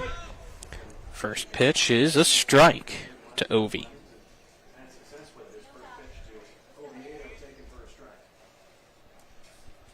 A 1 pitch. Breaking ball. It's low for a ball. A different situation here for Pence. No runners on.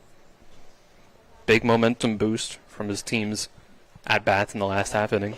Goes back to the curve, and again it's low for ball 2 to Oviedo. So 2-1 count. Ovi walked his first time up, struck out swinging his last time up. It's Pence's 2-1 pitch, fastball. And that outside, says the home plate umpire, so the count 3-1 now to Oviedo. Now, a good way to lose that momentum that you had is a leadoff walk. And there it is, it's a leadoff walk. So he tosses the bat back to that third base dugout and trots his way down the first base line. And that'll bring up Wyatt McClintock. Number 9, Wyatt McClintock. So Pence, immediately, he is a good bit more into this game. Over 70 pitches at this point. Almost at 90. Oh, okay. He's at 88. There, yeah. 88. So this could end up being his last inning no matter what. So he's got to try to power through. First pitch is a strike taken by McClintock, who has also walked and then struck out today. Yeah, keep it low. Here, try to at least get that ground out, get 1 out if you can't get the double play. The 0-1. Squares to bunts, and it's right up the middle. Charging in is Pence. He gets it off that grass and throws it over to first for the out, but the sack bunt moves Oviedo over to second successfully, putting 1 down and bringing up Cole Smith. I like how post 14 approached that. Not going to the bunt right away. Take a pitch or 2, then square it around. Can't have the infield called off guard, not really expecting it. Here's the first pitch to Smith, and he'll line it right to the second baseman. Wysocki throws it to second base, and they double him up.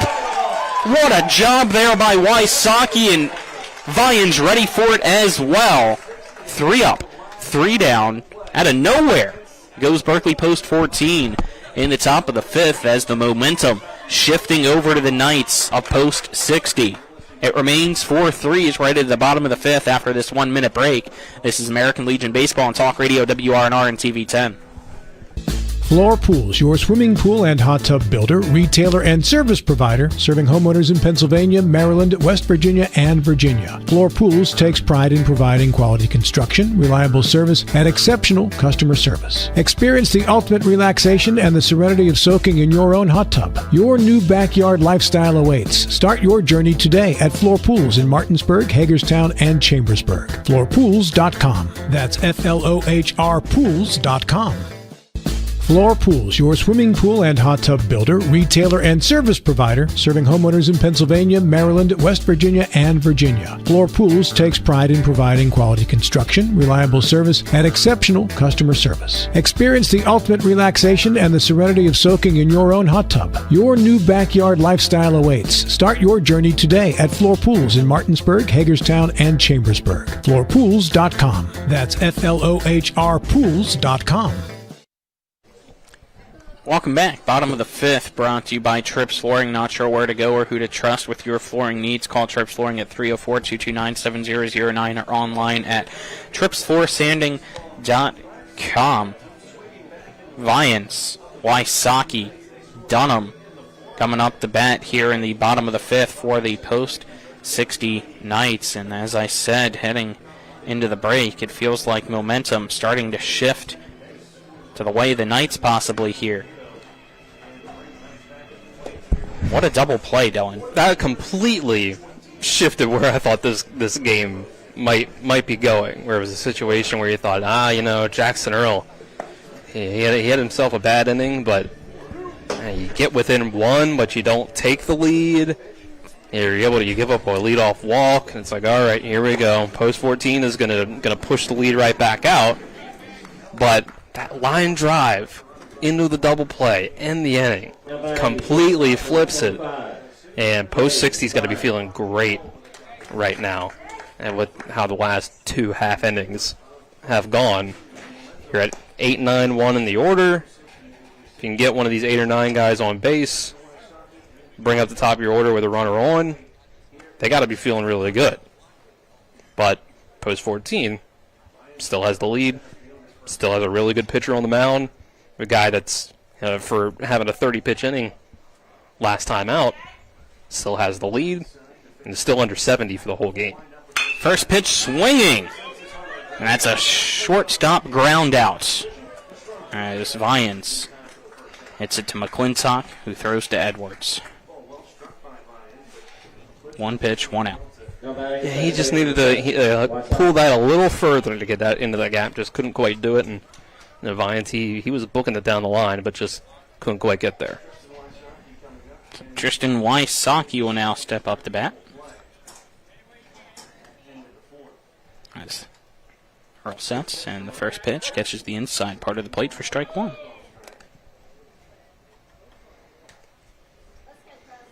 They post 60 got the Earl last time, but clean slate, nobody on. You can settle back in. It's a fly ball. Backtracking is the right fielder Liam Healy, and he'll make the catch for out number 2.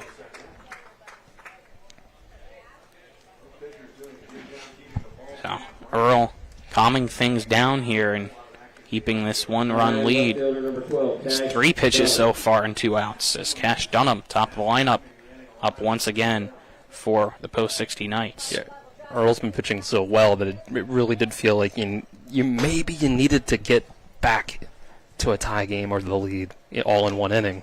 First pitch, half swing, and it just gets a piece of Dunham's bat, does the pitch of Earl, for a foul ball, strike 1. You're at the top of the order now, so anything could happen. But Earl has taken the opportunity with the bottom of the order there to get back on track. Next pitch inside for a ball, count at 1-1 now.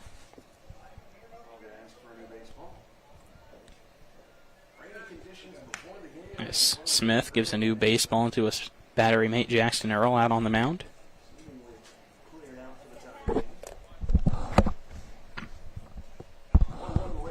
One. High again. Count now 2-1. 2 out. Bottom of the fifth. 4-3. Post 14 leads post 60. Here's the pitch. At the knees and called strike 2 to Dunham. Jackson Earl has had 1 strikeout each inning, trying to keep that streak alive. 2 balls, 2 strikes, 2 outs. Here's the windup and the pitch to Dunham, and it's outside for ball 3. He hasn't quite been able to find the location on those breaking balls all game long. They've had a ton of break on them, but it's almost been to his disadvantage. Here comes the payoff pitch. And it's low, ball 4. A 2-out walk earned by Cash Dunham will bring up Cason Plogger. The batting center fielder, Cason Plogger. Anything can happen until you get that 3rd out. So this is big for post 60. Extend that inning. You only got so many outs to work with. 7, that's all. And there were 2 outs when they mounted that 3-run inning, last inning.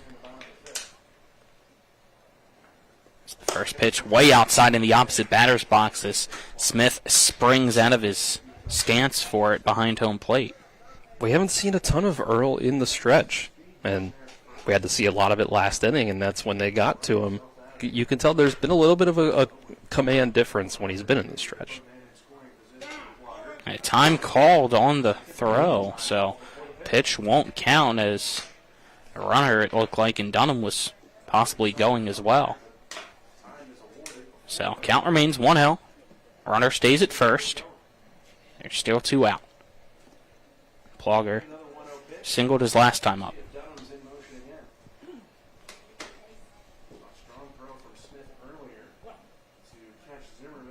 Dunham takes his lead over at first. Now throw over, as Earl didn't like how big of a lead he was trying to get. He'll slide back in. It was a tough break for them to have time called as the steal attempt was coming. 1-0. Just misses, slow for ball 2. Count now 2 balls, no strikes to Plogger. Still working in their favor, though. Working the count. Ahead in the count. Earl sets. Here's the pitch. Runner goes. Pitch high for ball 3. The throw on the money. The Great tag, throw. though, gets the lead leg of Dunham to end the inning. So Dunham caught stealing. That was really close. I'd like to see the replay there, but call on the field is in out. So it remains 4-3. Berkeley post 14 leading the post 60 Knights as right into the 6th after this 1-minute break. This is American Legion Baseball on Talk Radio WRNR and TV 10 back in 1 minute. Not sure where to go or who to trust with your flooring project? And start with Trips Flooring, proudly serving the area for more than 25 years, specializing in floor sanding and refinishing, along with installation of new flooring, including hardwood, tile, vinyl, laminate, carpet, and the hottest trend in flooring, luxury vinyl, tile, and luxury vinyl plank. Are you on a budget? Check out their warehouse, cash and carry, or call 304-229-7009, or visit them online at tripsfloorsanding.com. Remember all the sports we played when we were kids? Oh yeah, swimming, tennis, basketball, Football, soccer, track. I loved winning. I still do. Our competitive spirit is still going strong. But now we use it to win for our clients. If you've been hurt in almost heaven, call the Sevens, 304-777-7777. SkinnerWins.com.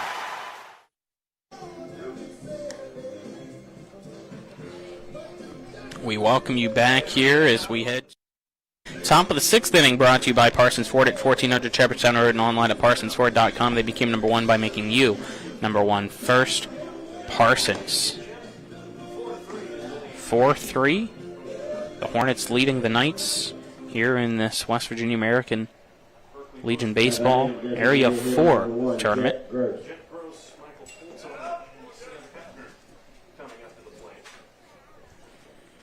Bottom of the lineup due up for Berkeley post 14, Gross, Poltar, Hefner. One more inning out of Pence would really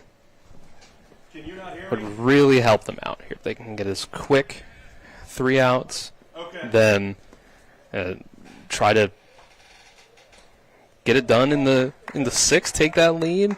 Whoever comes in relief can try to close it out.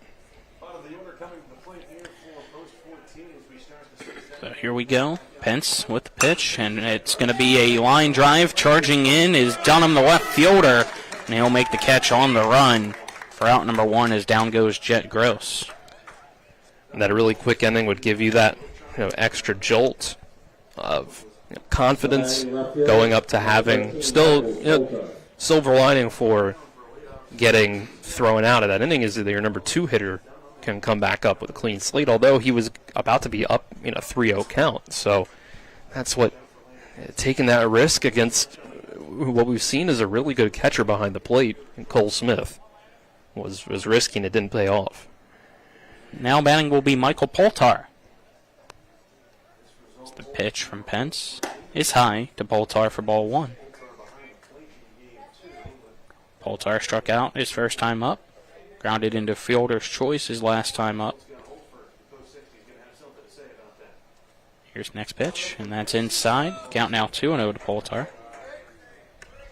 Their pitch limit is 110. Believe so, yes.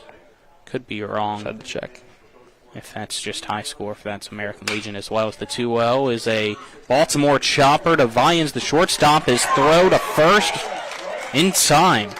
Great job by Vians, as that was a tough play, and he makes it. Some really impressive plays out in the field for post 60 the last couple innings. Sam Hefner now will come up the bat.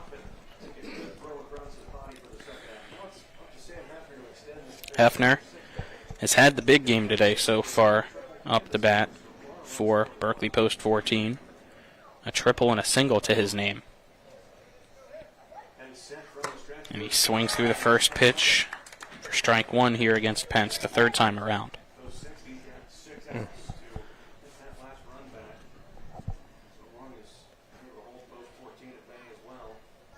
Pence sets. Here's the 0-1 delivery. And that's another swing and a miss as he fools him with the off speed for strike 2. Post 60's got to be thinking so far so good for this inning. Pence locked in on that mound as soon as he got the ball back. He's waiting for Hefner to step back in as the 0-2.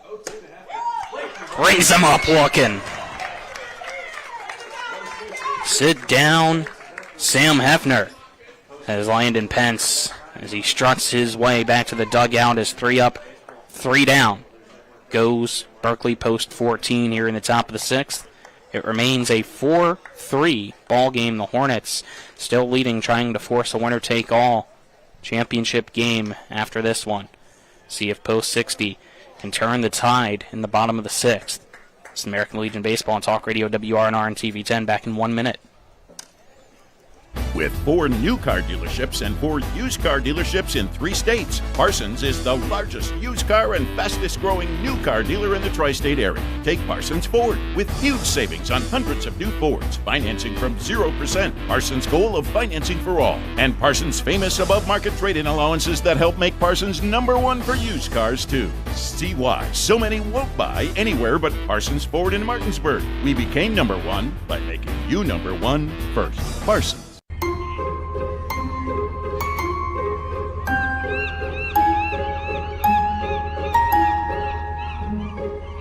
Brought the beach to you. Get Rock's Crab Cake Sandwich with 70% real crab meat.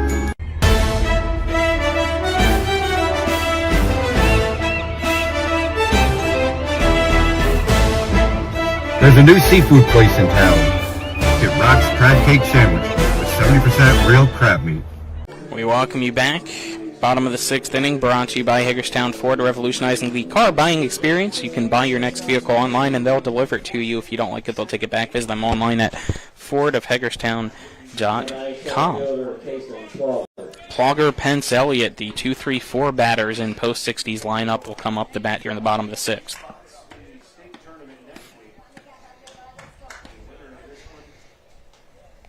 6 outs to work with. Only need 1 run to just be able to extend this game out, continue to get that pitch count up for Earl, try to get post 14 to somebody else. First pitch started inside and then hits the inside part of the zone for strike 1. Yeah, that is that pitch that Earl hasn't quite been able to find the location with. He was able to do it that time. Goes back to it, a check swing, and first base umpire says that Plogger's bat did not go around, so count 1-1. Just about got him to do what he's wanting to happen on the other side. Earl, that is, and get guys to swing at that pitch out of the zone. 1-1, called strike 2 as Plogger lets it go by. Plogger taps the bat off his foot here before stepping back in. Earl sets. Here's the 1-2 pitch, and that's inside and slightly high. Count 2-2. These leadoff hitters, while Earl is still in the game, are going to be huge because it's felt like if you get Earl into the stretch, he's a little more all over the place with the command because he just hasn't gotten into that groove of doing it yet. 2-2 fouled away into the parking lot. And thought I heard it hit somebody, and then some kid cracking the joke that it hit them by faking a cry of pain. Here's the 2-2. Swing and a miss, strike 3. Down goes Plogger for out number 1. That'll bring up Landon Pence now, as that is the 5th strikeout of the night for Jackson Earl. It's just a tough pitcher to get anything going against. Feel he's going to bring that hard fastball inside to these right-handed guys. That breaking ball has a lot of movement on it.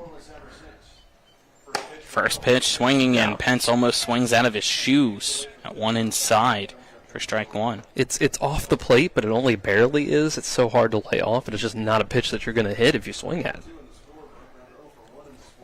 1 high for a ball. Count 1-1. He's working fast too. And it doesn't give the batters a lot of time to get comfortable there before seeing a pitch. 1 ball, 1 strike, 1 out. Here's the pitch from Earl. And that's going to be lined right back to him and past his glove into center field for a 1-out knock by Landon Pence. That puts the tying run at first. Brings up go-ahead run Mason Elliott. Perfect bat on the ball. So line that one in, get yourself a base runner. And it's not with no outs, but less than 2 outs, get that runner on. And if it truly is that Earl is struggling out of the stretch a little bit, you've put yourself in a good spot. Cleanup hitter up. I think this might be the make or break inning, I think. Yeah, it was the bottom of the 6th yesterday that post 60 took the lead in. If Earl can get out of this inning unscathed, whoever it is, if it's him or a reliever pitching the 7th, maybe it's the bottom of the order. First pitch is called strike 1 to Elliott. Elliott hit an RBI 6-3 fielder's choice his last time up. Both times he's hit into a 6-3 ground out of some way, shape, or form. Is this one a blooper down the first baseline, but foul. Count 0-2. Just pushed it a little too far. Hooked its way into foul territory. Would have been if that landed fair, that was going to be trouble, probably a double. Yeah, we would have had to wait and see how greedy Pence was. He's got some speed over at first.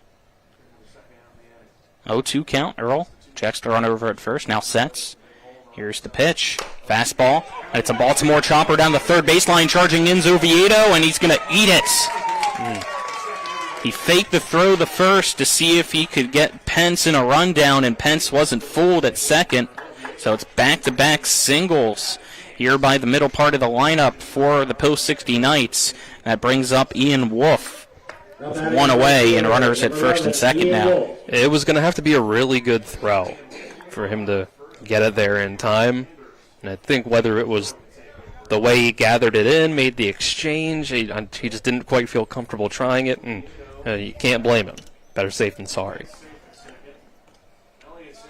So, now, we'll see Wolf in a time called first, though.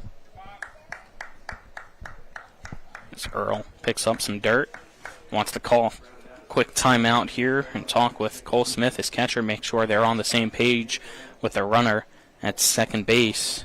Don't want any signs given away. Take a look here at pitch count.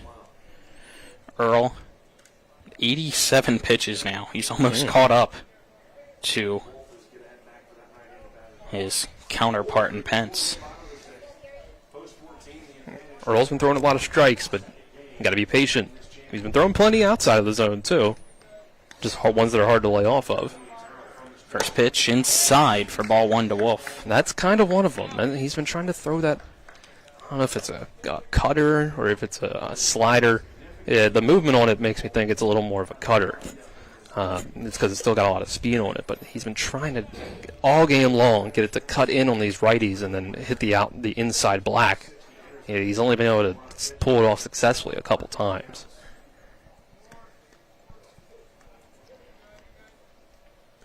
Earl sets. Here's the 1-0 pitch.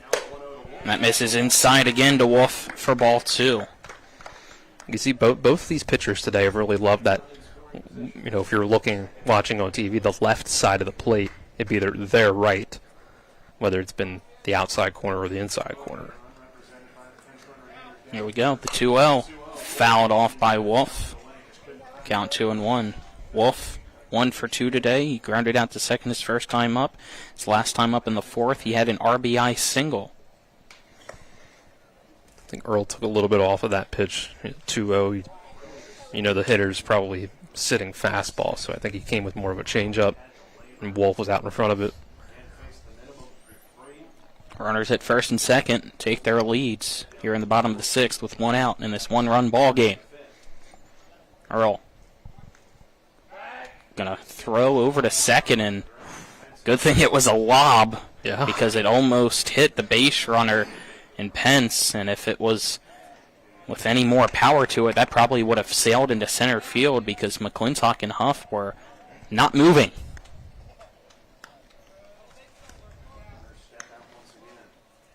Runner goes, and that's going to be a great jump by Pence as he easily steals third base on the pitch, which was a strike, by the way, so the count 2-2 to Wolf. Caught everyone off guard. Smith just didn't see it coming by the time he realized that it was going to be too late. So runners on the corners now. 2-2 count with 1 out. Earl sets. Runner from first goes now, and that's going to be a high fly ball to left center field. Runs Hefner trying to get it. Makes the catch for the out, and he'll only throw to second as the sac fly ties the ball game at 4 apiece here in the bottom of the 6th. Between post 60 and post 14. The little things. Small ball. Baseball is a very cerebral game. The tactical side of it. Just those little bits of stealing third base when nobody expects it. Now that runner's on third base with 1 out. And the sacrifice is there. And you get it. Or you could be sitting here with runners on first and second, 2 outs. They're still down by a run. Trenton Canerium up to bat with the runner on first in this 4-4 game is the pitch. He'll foul straight back for strike 1. Canerium had the RBI double his last time up.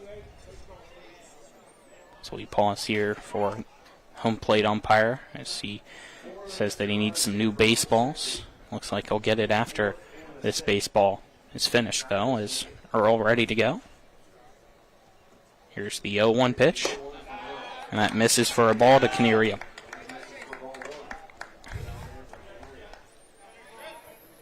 Go-ahead run at first base for the post 60 Knights, who with a win will be champions of Area 4. Runner goes, here's the pitch, and it's fouled away yet again by Canerium. So the count 1-2. Post 14 wins. We'll play another one after this.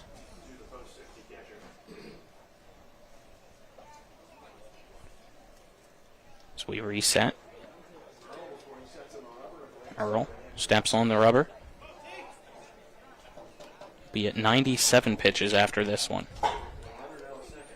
1-2 count to Canarium. Timeout called. By the way, Pence at 98 pitches. So Earl's almost caught him, which if you would have said that would have been the case in the third inning, I would have called you crazy because he wasn't even at half. He was about 40 pitches or so behind him, close to 40. Runner goes, the 1-2, and it's going to be a pop fly to shallow right field. Tracking in is Healy, and he has it to end the inning. But Post 60 able to tie it up. So we're headed to 7th, tied at 4 between the Hornets and the Knights. This is American Legion Baseball and Talk Radio, WRNR and TV10, back in 1 minute.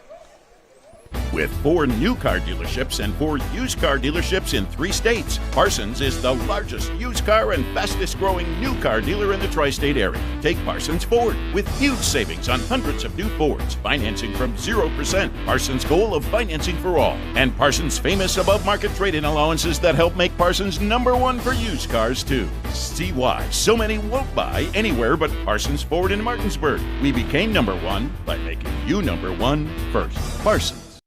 Hi, Crescia Hornby here. Larry DeMarco, broker of Modern Realty Results, believes he has some of the best real estate agents in the Eastern Panhandle. Agents at Modern Realty Results have years of experience and knowledge of the local real estate market. Agents within the office work as a team to provide quality customer service. We strive to always ensure client satisfaction through handling every transaction with honesty and integrity, all while offering competitive rates. Modern Realty Results is veteran-owned and managed. Please call us at 262-4222, modernrealtyresults.com. Back at it here as we continue. Head to the top of the 7th, brought to you by Smallwood and Small Insurance in Martinsburg, your total insurance solution, located at 1250 Edwin Miller Boulevard, Suite 301. Call 304-263-3361. Landon Pence still out on the mounds. As we have a brand new ball game. We're tied at 4 here in the West Virginia Area 4 American Legion Baseball tournament between the Post 60 Knights and the Berkeley Post 14 Hornets. This area has been the Hornets pretty much for the past few years. Post 60 came into existence 3 years ago, and now have won 3 of the regular season / postseason meetings. 2 regular season, the 1 postseason yesterday between these two. Have tied it up here today. And if it stays at 4-all, we'll have a chance to walk it off and claim its first Area 4 championship. Due up here, sorry, Dylan, I'll let you get your point after this. Huff, Healy, Edwards, the top of the lineup for Berkeley Post 14. Post 60's just been the kryptonite so far this year for Post 14. But one more inning, at the very least, to keep their tournament hopes alive, not keep their season alive, since both these teams are going to the state tournament, just about their seeding and whether they can call themselves the area champions. Well, hopefully this ending doesn't spoil the ending of the new Superman movie, because I haven't seen that yet since you're mentioning kryptonite here. I haven't either. I don't think it will, though. I've heard it's good as well. I don't think there's any baseball in the new Superman movie. I'm going to guess the good guy wins in the end. First pitch, taken for strike 1 by Trace Huff from Pence. There's no way for that to tell us who wins this game, because whoever the good guy is depends on your perspective. Yeah, everybody's the good guy here. This one, a hard ground ball. Scooping it up is the shortstop. Vines. His throw, though, pulls Elliott off the bag, and we have our first error of the night. The margins are very thin right now. That can be all the difference. One less out for Pence when he's pushing up against that line of his pitch count. See 2 arms throwing over in the Post 60 bullpen. Can't see who the second one is. Yeah, see Stefanko still. Yeah, Stefanko and somebody else. It's Liam Healy now up to bat with the runner at first. It's the first pitch. low after he squared the bunt, but pulls the bat back, so it's ball 1. So we'll see if post 14 tries to go with another sack bunt. I think Nick's trying to spoil Superman for us. Don't look at your phone as this bunt down the third baseline, running in's Manor. He'll throw the first, and he throws it away. It's going to go over into the tarp as rounding second, heading to third is Huff, and he'll stop there. Back-to-back throwing errors. And we're going to get a call here by Jeff King, our umpire over at first. He calls runner interference on Liam Healy. So Healy's out. Wow. And as results as well, is Huff going back to first or to second? I think it looks like back to first. Back to first. I know King was at least pointing to second base, but ejected. I think Huff just got ejected. Somebody did. I think Huff might have just got tossed. Somebody must have got tossed. I heard somebody pleading for it in the first base dugout, and as there might have been some foul language. I don't know. Healy? King definitely made the motion, you're out of here motion. I couldn't tell who he was making it at. It seemed like it was whoever it was, they were far away.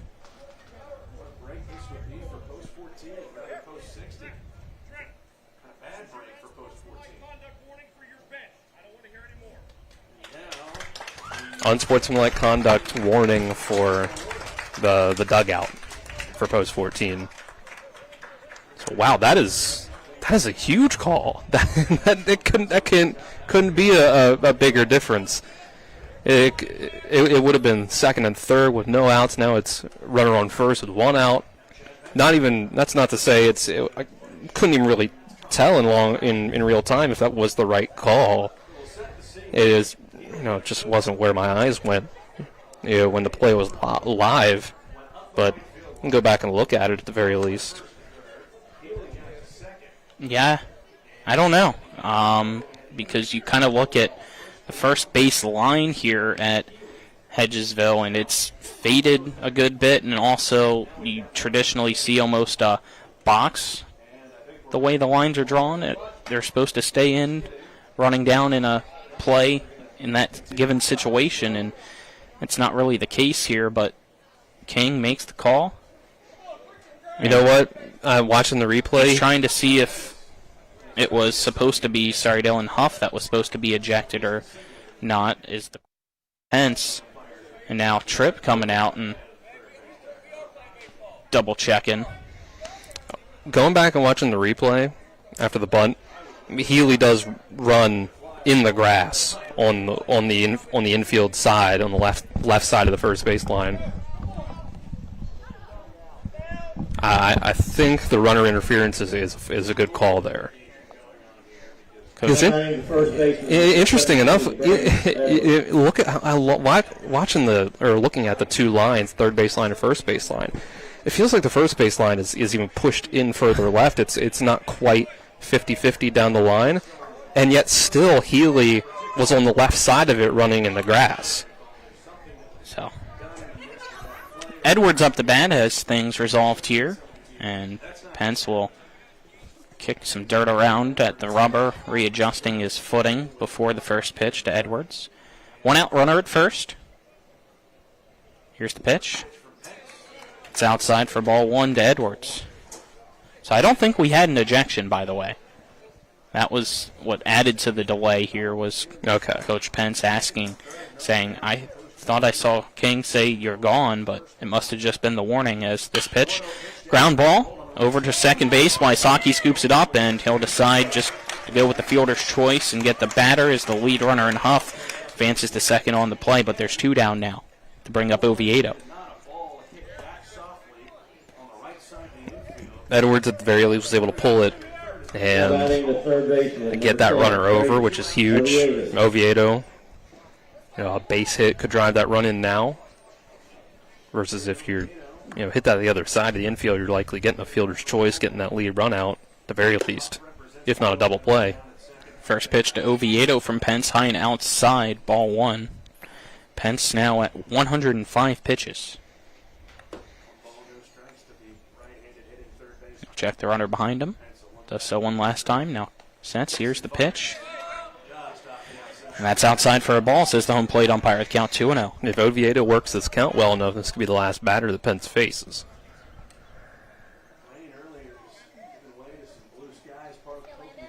Everybody waiting in the bullpen to see for post 60. It's the count 2-0. Pitch. That's in the dirt and smothered by Canarium to keep it in front of him. The count now 3-0, though, to Oviedo, who is one ball away from being walked the third time today in his 4 at-bats. At this point, do you pitch around him? He's a really good hitter. He's patient. And he can hit the ball a long way. And he can get it into the gaps. He can drive it there. And what's his pitch count exactly here, Colin? 107? 107, yep. So, I mean, he can get away with throwing 2 more pitches to him and not have this be his last at-bat, or the last batter he faces. But, I mean, you know Oviedo is going to be taking it 3-0. Now we got some gamesmanship here as we had a players' meeting on the mound, and right at the last second when the home plate umpire was breaking it up, just took the ball. Coach comes out, and it looks like we're getting the pitching change. But not only that, they signaled, as you just said, Dylan, they're going to intentionally walk Oviedo as well. So when we return, we'll have 2 out, runners at first and second here in the top of the 7th, in a 4-4 ball game between Berkeley Post 14 and the Post 60 Knights. Stefanko will come out to the mound after this 1-minute break. You're tuned in to American Legion Baseball and Talk Radio, WRNR and TV 10. Life is evolving. Over the past decade, the way we do almost everything has changed. Get on your phone, see something you like, click on it, and it shows up at your door. Why should the way you have your car serviced be any different? Why waste your time going to a dealership service department when Hagerstown Ford and Hancock Chevrolet will come to you? They service all makes, all models, and offer full parts and labor warranties. Hagerstown Ford and Hancock Chevrolet will come to your door or office and service your vehicle while you're doing what you need to be doing, conducting that business meeting or mowing the lawn. Why take time out of your busy schedule when you don't have to? Hagerstown Ford and Hancock Chevrolet's friendly, knowledgeable staff will come to you where you live or where you work for full service maintenance, from oil changes to tire rotations, brakes, batteries, multi-point inspections. They handle it all. Hagerstown Ford and Hancock Chevrolet is committed to delivering the best of the best to their customers. Trust them to service your vehicle where you're at home or at work. Skip the time-consuming and terminal wait at the dealership. Schedule your appointment at fordofhagerstown.com or HancockChevy.com. Back at the Hedgesville Baseball Complex here for the West Virginia Area 4 American Legion Baseball Championship. New pitcher for the Post 60 Knights. It's Colton Stefanko as our call to the bullpen, brought to you by Smallwood and Small Insurance in Martinsburg, your total insurance solution, located at 1250 Enwood Miller Boulevard, Suite 301. Call 304-263-3361. So Pence goes 6 2/3 out on the mound, giving up 6 hits, struck out 7, walked 5 so far, only giving up 4 runs, all 4 earned. But runners at first and second here with 2 down in the top of the 7th. Those runners would be charged to him if they came home to score. Batting for Berkeley Post 14 is Wyatt McClintock here, trying to give the Hornets the lead back and force a winner-take-all game here tonight. We got some chirping here in the dugout of the Knights between first base coach as well for the Hornets. Things heating up here in Hedgesville. It's the first pitch, high for ball 1. You got 1 out to get if you're Post 60, but Post 14, 1 hit should give you the lead. 1-0. And that is a deep shot to right field. Backing up is Wolf. He's looking at it, and it's gone! With 2 out in the top of the 7th, Wyatt McClintock with a 3-run home run makes it 7-4. Berkeley Post 14 leading Post 60. Boom! As he touches home plate. The Hornets have the lead back. The Knights will be down to its final 3 outs as McClintock has to go get his bat in front of that first base dugout as he gave that a little toss afterwards. Wow. Second pitch that Stefanko throws. And he just got absolutely all of it. And a little bit of trash talking from McClintock as he goes into the dugout. And you got to remember, they already got a warning. You can hear first base coach telling them to hey, cut it out. First pitch to Cole Smith, a swing and a miss. Strike one.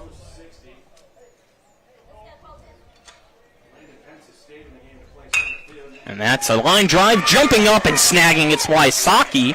And that ends the inning. But first came that 3-run home run by Wyatt McClintock. So right at the bottom of the 7th, after this 1-minute break, can the Knights get 3 of their own, or will we be playing a late one here tonight in Hedgesville? This is American Legion Baseball and Talk Radio, WRNR and TV10, back in 1 minute. It's the new normal. You live, work, and play everywhere. Whether it's the family car or the family business, you need insurance that keeps pace with your changing life. Home on the job or working from home, peace of mind comes from knowing your whole world is covered. No matter what happens or how big it grows, whatever your new normal, Erie Insurance's award-winning service and personal agents can keep pace. Call your local agent today or visit erieinsurance.com for a quote. When it comes to providing you with a better car buying experience, CMA's Chrysler Dodge Jeep Ram of Martinsburg takes it personally. Why? Because we're employee owned. That makes us neighbors, and good neighbors take care of each other. Come experience the honesty, transparency, and value we provide every customer, every neighbor, each and every day. At CMA's Chrysler Dodge Jeep Ram of Martinsburg, owners just care more about you. We welcome you back here as we head to the bottom of the 7th, brought to you by Cody's Auto Body at 851 Wilson Street, Martinsburg. Call 304-901-4777 or visit their Facebook page. It is 7-4 now. Berkeley Post 14 leading the Post 60 Knights as Wyatt McClintock has come up in the clutch for Post 14 at a 3-run home run. What might be the deepest part of the ballpark here, right center field, as that just cleared the wall by the Musselman man here in Hedgesville. The little things in baseball, Colin, that we've been kind of talking about during this game, it might be as simple as, high school's pitch limit is 110, Legion's is 105, which meant Pence at 107 pitches, 108, whatever you want to call it, when they intentionally it was 107. When they intentionally walked Oviedo, meant that he couldn't face McClintock, and they had to go to the bullpen. And different pitchers, different styles. Does McClintock get that sort of pitch to hit if Pence is still up there on the mound instead of Stefanko? That's crazy. The margins are that thin between these two teams. So here's the final numbers for Pence, by the way. 6 2/3, 6 hits, 6 runs, all 6 earned if you go with Berkeley Post 14's game changer, and since we have the stats, that's what we go with. 7 strikeouts, 5 walks, so they didn't rule any errors that last inning. Guess they say here is first pitch. Manor will send a line drive to left center down for a leadoff double as it's bobbled by the second baseman, and he slides under the tag. I guess I maybe almost jinxed it, but close. I was confident and got lucky that my call was correct, in all honesty. Maynard was on his horse, and that was a great throw in, but I think, it was just in time. But I think I don't know if the umpires are going to talk about it. Doesn't look like they are. So, by the way, back to the point I was making there. They ruled Huff a single, saying that he would have beat the throw to the bag instead of a throwing error by the shortstop to lead off that 7th inning. It's baseball. We'll go with it. There's nothing objective. Yep. First pitch, swinging as well, and it's a soft ground ball by Vians, but bobbled by Edwards, and Vians, though, made no effort early down the first base line anyway, so that moves the runner to third, but it's out number 1. This would have been a fantastic start to the inning if you hadn't given up that home run and you were going into this inning still tied, but one out down, you need 3 runs. You do have one there only 90 feet away, but you can't trade runs for outs at this point. Here's Wysocki, big swinging miss for strike 1. Earl blows by that fastball. Let's see what Earl's at right now. That's pitch number 100 for him, so we'll see if a possible pitching change changes the fortune of the Hornets like it did for the Knights. And it's another swing and a miss for strike 2 as fools him with the off-speed does Earl that time.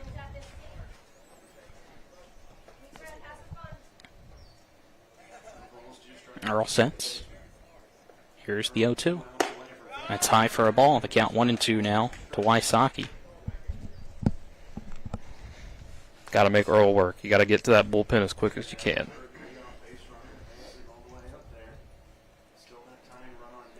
One-two pitch.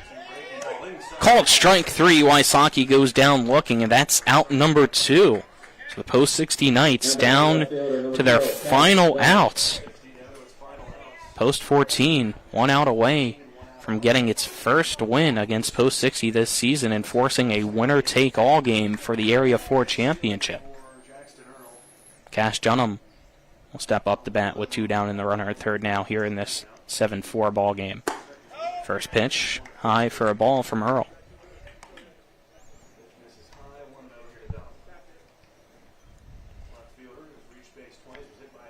Earl sets. Next pitch is a strike. You're not out of it.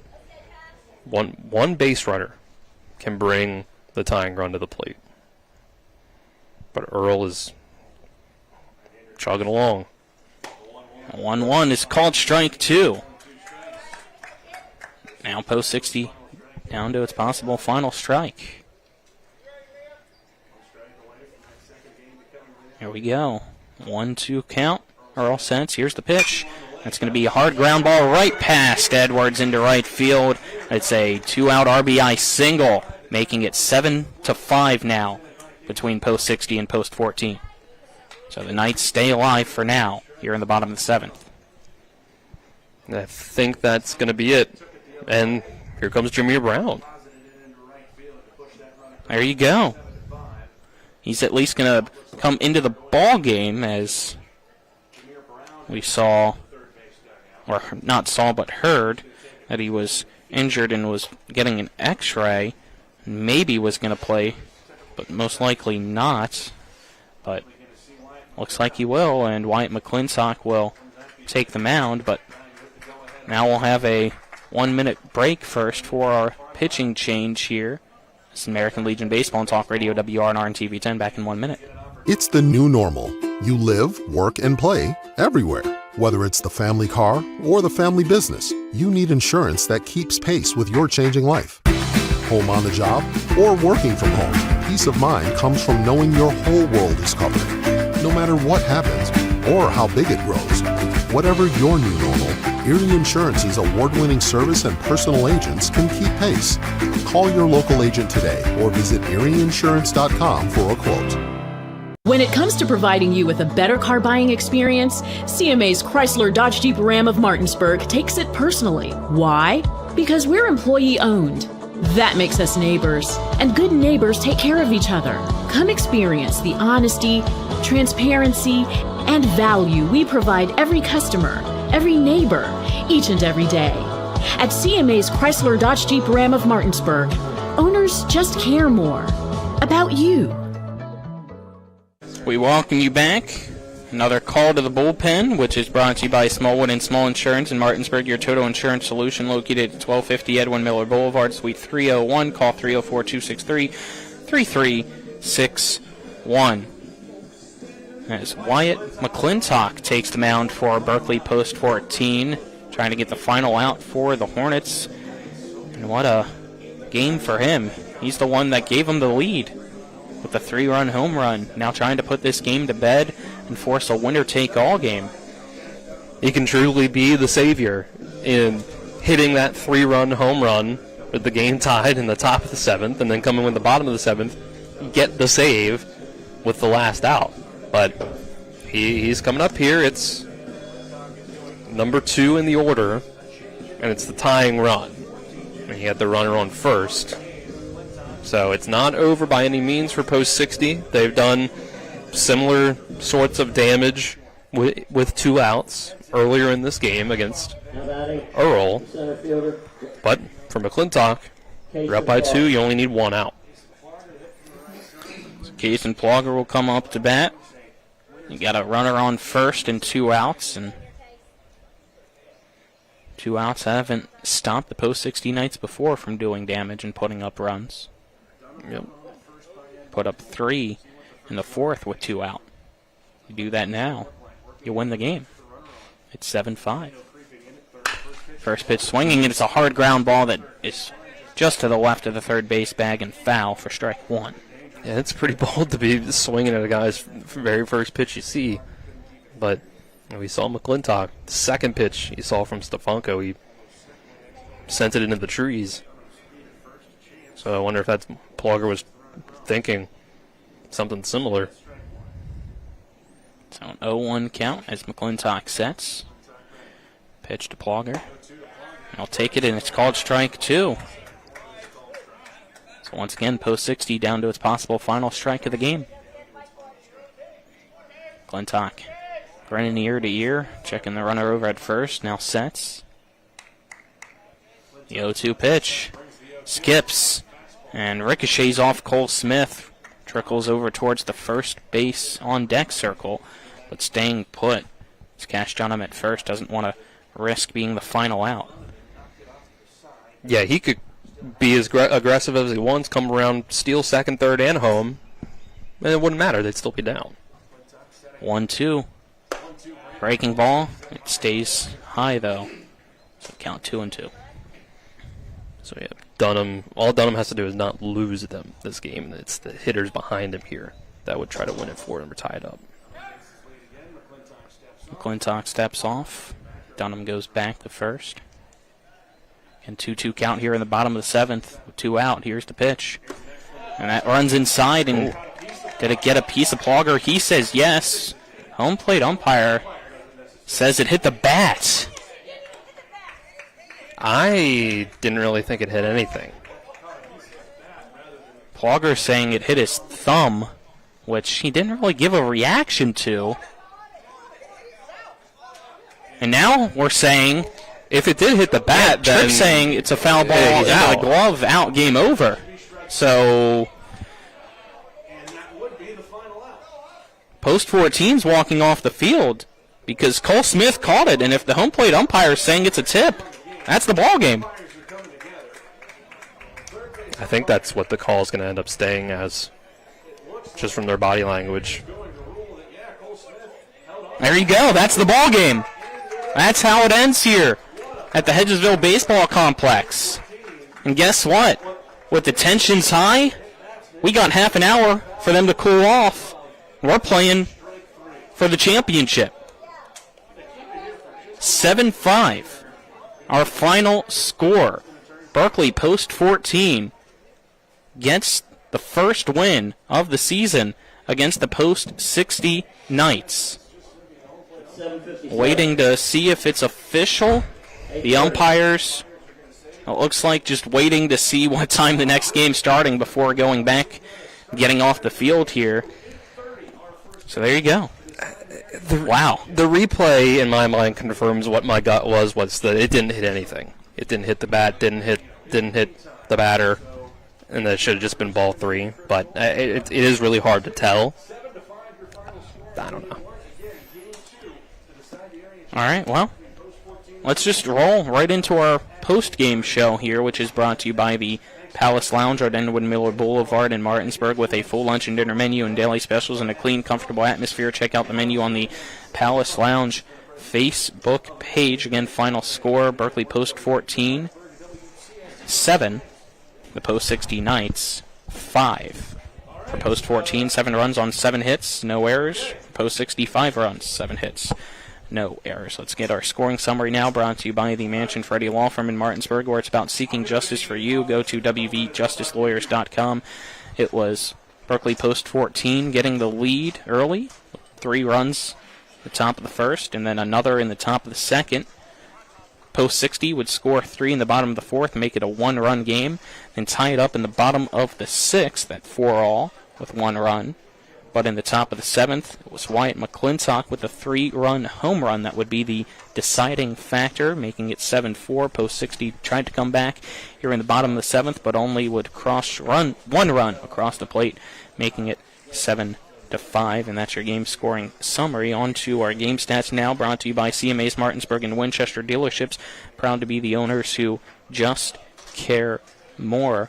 First for the Post 60 Knights, Dunham had a hit, Plogger had a hit, Pence had a hit as well and scored 2 runs. Dunham had an RBI with his 1 hit. Elliott with a hit and an RBI. Wolf with a hit, 2 RBIs and 1 run. Nerium with a hit and an RBI, and Manor with a hit as well. Pitching stats for you. Pence 6 2/3, giving up 6 hits, 6 runs, all of them earned, walked 5, struck out 7. For Colton Stefanko, he pitched a third of an inning, gave up 1 hit, which was the 3-run home run. Therefore, 1 run is given up by him, which was earned as well. No strikeouts and no walks. For Berkeley Post 14, Huff with a hit, RBI, and run. Healy with a 2-hit first game with a run as well. And for Oviedo, it was 3 walks resulting in 2 runs. McClintock with that 3-run home run, that being his only hit, giving him 3 RBIs and 2 runs. Smith with a hit and 3 RBIs as well with that bases clearing double. And then Hefner with 2 hits and a run. Pitching, Jackson Earl went 6 2/3, gave up 7 hits, 5 runs, all 5 earned, struck out 6, walked 1, and then coming in for the save was Wyatt McClintock, going a third, and didn't give up any hits, runs, walks, and struck out 1 as well with that crazy ending. Dylan, I think he obviously has to be tonight's player of the game, which is brought to you by Parsons Ford at 1400 Shepherdstown Road and online at parsonsford.com. They became number 1 by making you number 1 first. Parsons. Yeah, he does. McClintock, I mean, hit an absolute bomb and then comes in, gets the last out, even though that last out comes in, I guess you can call it controversial fashion.